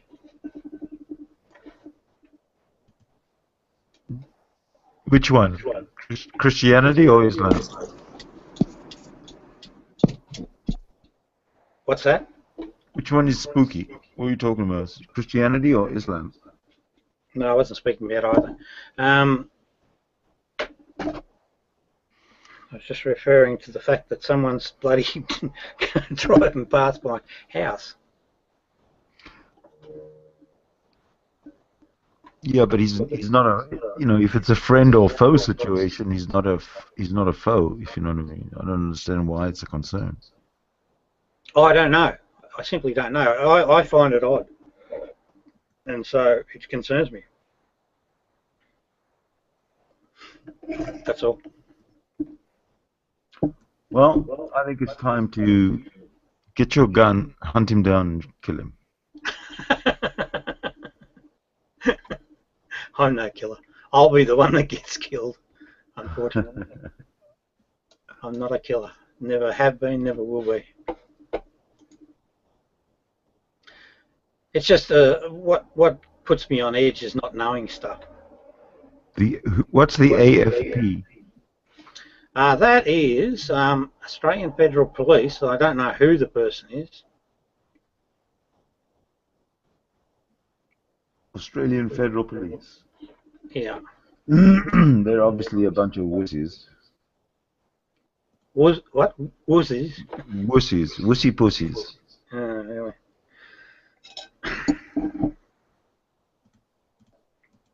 Do people fear the police in Australia? I don't think so. I don't think it's like overseas. I think that they're generally okay. But I mean, you know, like me, I told that guy I was going to ring the police. I can't because I've got nothing. They'd piss me off because I've got nothing to give them to work on. That's what I was thinking. That's what I was questioning you right there. Like, what the fuck are you doing? Yeah. I was just trying to bloody give him something back to think about, get him on edge a bit so I could get, you know, a different outcome from him in the conversation, because he was just denying it. So he's only a young bloke. But yeah, the police over here, yeah, they're pretty okay. I mean, most people wouldn't be afraid of them.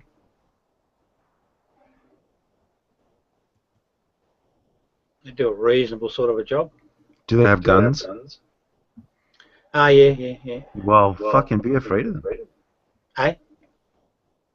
Be afraid of them. They have guns. No, our coppers don't go around shooting everybody. Yeah, but I say the kind of things that tend to draw guns out of holsters. These magnetic words I have. I don't like cops. No, I'm just kidding, but I don't like cops. I've never had a gun drawn on me yet. But I still don't like cops.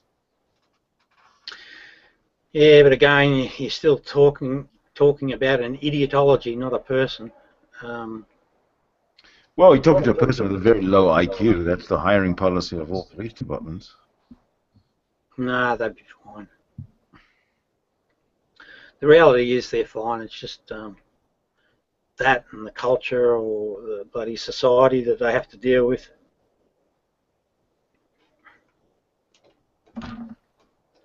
It's not usually the person.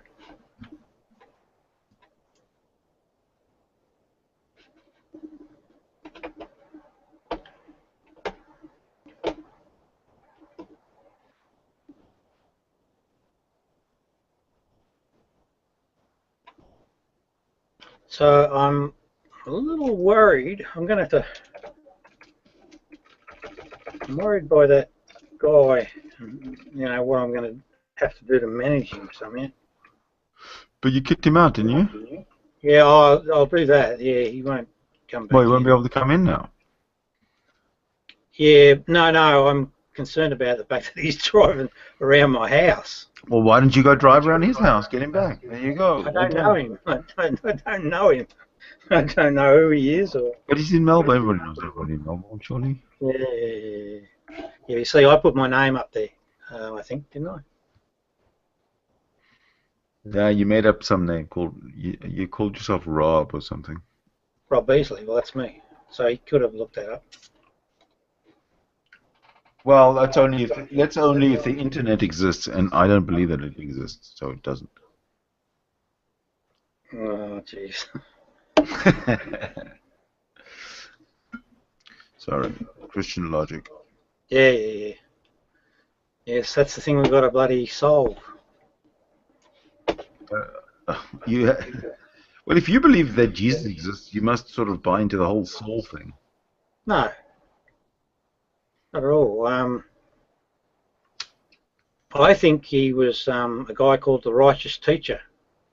And this is so in the Qumran, in the Dead Sea Scrolls, they talk about a righteous teacher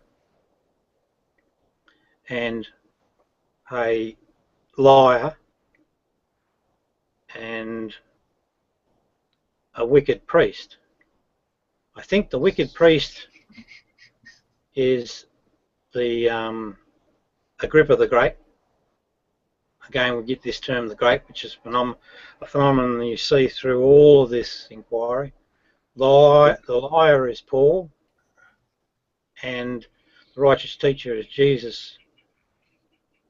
Because we read in the Gospel of Thomas, which I hate using that term, but we read in there that Jesus hands the baton over to James, his brother, James the Just.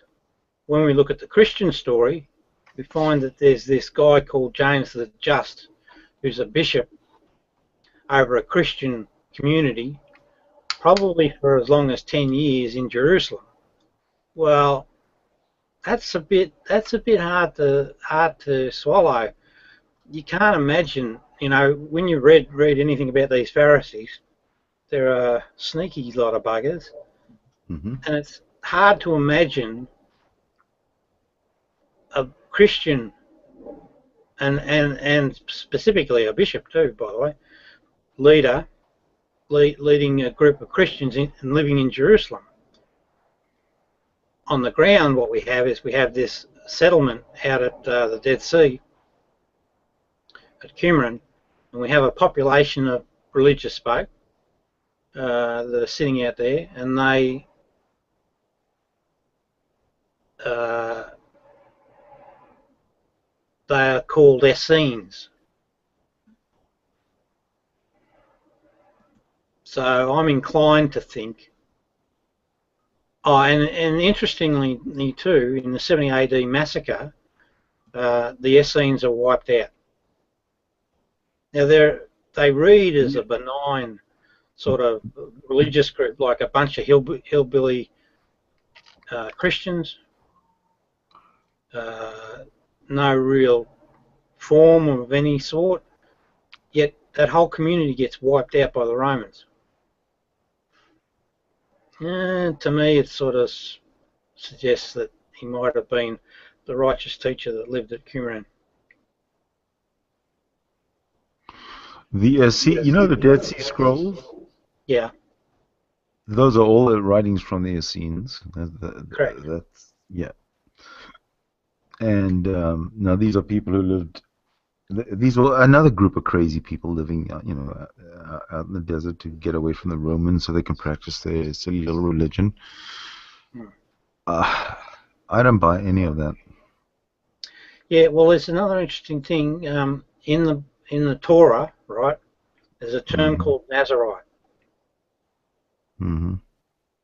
Now, the archaeologists will tell you that there's fuck all evidence of Jesus living in a place called Nazareth.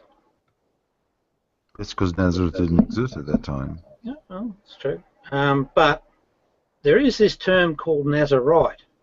And what a Nazarite is in the Jewish tradition, you know, they're sort of like old school. They, you know, very austere sort of a lifestyle. There was one of the Christians that was talking about the Essenes, and he also calls them Nazareans. So when I saw that, I thought, oh, I know what's going on here. They made up the story about Nazareth and the escape into Egypt because there was no childhood story that could be told or that they wanted told. And yeah, you know, more clues. They all seem to fit, I think. Now, what's happening here with you, Sydney, is you're struggling with you hold a belief and you don't like it being shaken. You don't like the idea of a Jesus existing in the world. So what's happening I love the idea of Jesus existing in the world. There's just no evidence. Yeah, that's okay, but you hold a belief. And I'm giving you things that are against that belief. No. I don't hold a belief at all. I am swayed by proof and evidence. There isn't any, so it's not a belief thing at all. Yes, but you're resisting the evidence. And there isn't any. You're saying there's evidence, and no other Christian in the world agrees with you. So that's not evidence from. Hang on, no. I said in the Torah there was this term called Nazarite. We can get that, shall we? Whatever. Okay, it doesn't matter. But what if there is a term called Nazarite? Hang on. So what? Why doesn't it matter? Well, what's the context? Well, it's what Jews used to practice in, you know, pre-Babylon, if you like. Not all Jews. It was only for a specific. It's like an elite squad. The Essenes. And then the Essenes supposed to have practiced this Nazarite tradition.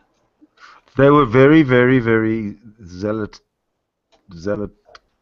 friendly. Essenes. Do you know, Rob, by the way, that at the end of the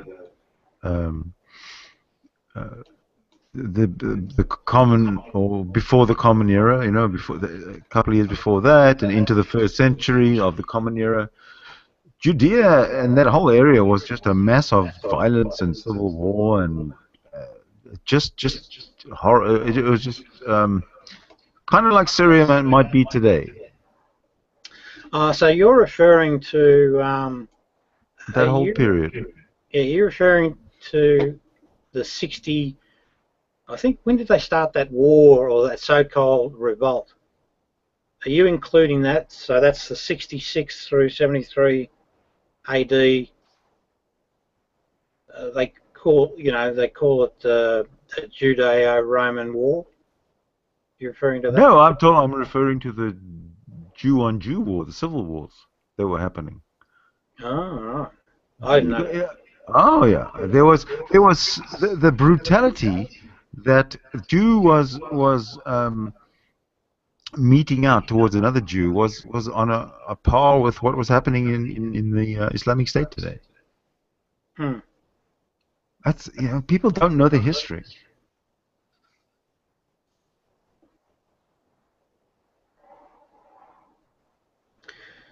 Yeah.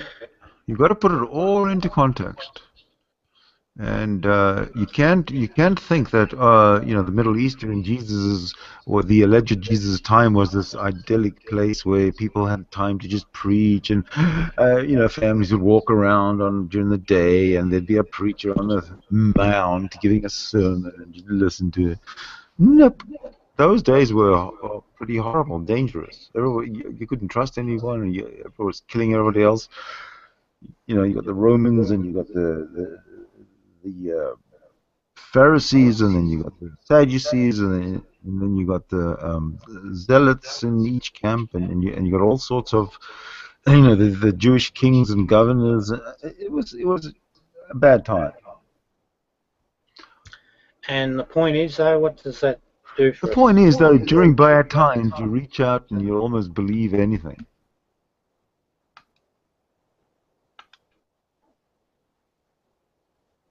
But wouldn't they? Oh, you're No, so talking. what I'm saying is that you'd almost believe anything. So let's say you've got this new message of the times. And let's say you've got like in every city there's like in every city there's a juggler. Like in every city there's a guy preaching. Same thing, right? At the end of it all, when the preacher's words obviously don't mean anything because they didn't come true, obviously. History has seen to it that this Jesus may be a kind of a conglomeration of all these people who were walking around talking shit or giving this message, and that's how it made it, into the history books, or how it should have made it into the history books. It's not one person called Jesus. Maybe it's a composite of many people. No, I don't believe that for a minute. At best. No, the thing that sells it for me is the texts themselves and how accurate they are to the way the human being is. So in the council of 300, in the year 300s, whatever the hell, those councils they were getting together, Constantine. whatever, yeah. This list wasn't around then, or wasn't presented then.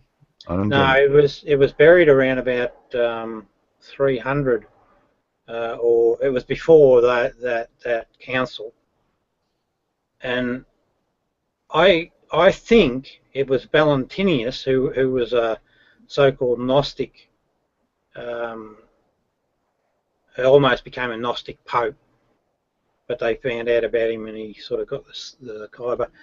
But I think it was part of his collection. That collection ended up being taken out into the desert in Egypt, and this would have been about the time that Constantine was, starting to, put his stamp on Christianity, and it was buried then, and it was lost from that point until they found it in 1945. So it was buried. 1945. That sounds very familiar. In Cairo, in Egypt. Yeah, Nag Hammadi is the. No, okay, now I know what you're talking about. Okay. Yeah. Now I know what you're talking about. Okay, well, that's got nothing to do with Jesus, though. Hey. That was the one where they were just fragments, because it was they were using it for like the people who had it in their possession didn't know what it was, and they were just using it for, they'd break off pieces and use it for, I don't know, firewood or something. Yeah, so that's it wasn't very well preserved. Well, no. It's pretty Hammadi, well. the Hammadi something or other, if I remember correctly. Yeah. No, you're reflecting on the 1900 find. So in the 1900s, they found a lot of fragments and that. No. They got decent material from these. I think they call them jars or whatever. The jars, exactly. Yeah. Yes. But that was. Huh? We're talking about the same thing. No, there's two. They're not as fragmented as you're saying. It's quite. No, I'm not saying the whole thing was fragmented. I'm saying a lot of it was lost because of bad. They've just been bad storage and neglect, and then also misuse. Yeah, well, they're complete. I mean, you read them, they deliver on what they're talking about. So no, they're a complete set, I think. Hey, what's happening? Who's this? Don't know. Hey, it's me. Who are you? Everybody's called me. In England, in English, everybody's called me, and with the Arabs, everybody's called Muhammad. So I don't. What's the difference? Okay, maybe you can call me Muhammad. All right, Muhammad. Finally, someone we can talk to. Who exactly is Muhammad? Who? I have no idea. We need a Mohammedan in here. You're it. Yes. What's everyone doing today? We're debunking Islam. Oh, okay, cool. We're deconverting Muslims today. Oh, you'll never get them, I don't think, in a first session. Well, if you're a Muslim out there and you have doubts, Rob is the man to talk to.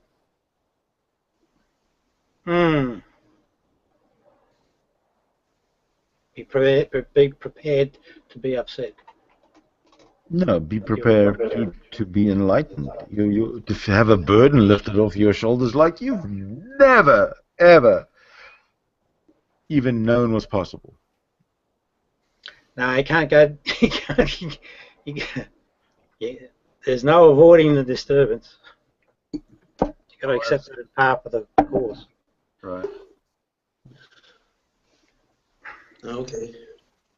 Well, guys, look, I'm going to call it quits. Go get the guard dogs out, or Why? What's going on? I'm only joking. Okay, see you all. Be good. Okay. Oh, listen, if I exit, that'll shut it down on everyone, won't it? No, it'll just shut it down the live part of it. Yeah. Oh, okay, I see what you're saying. So, yeah, I was just going to You from England? stop the broadcast. Yeah. Are you from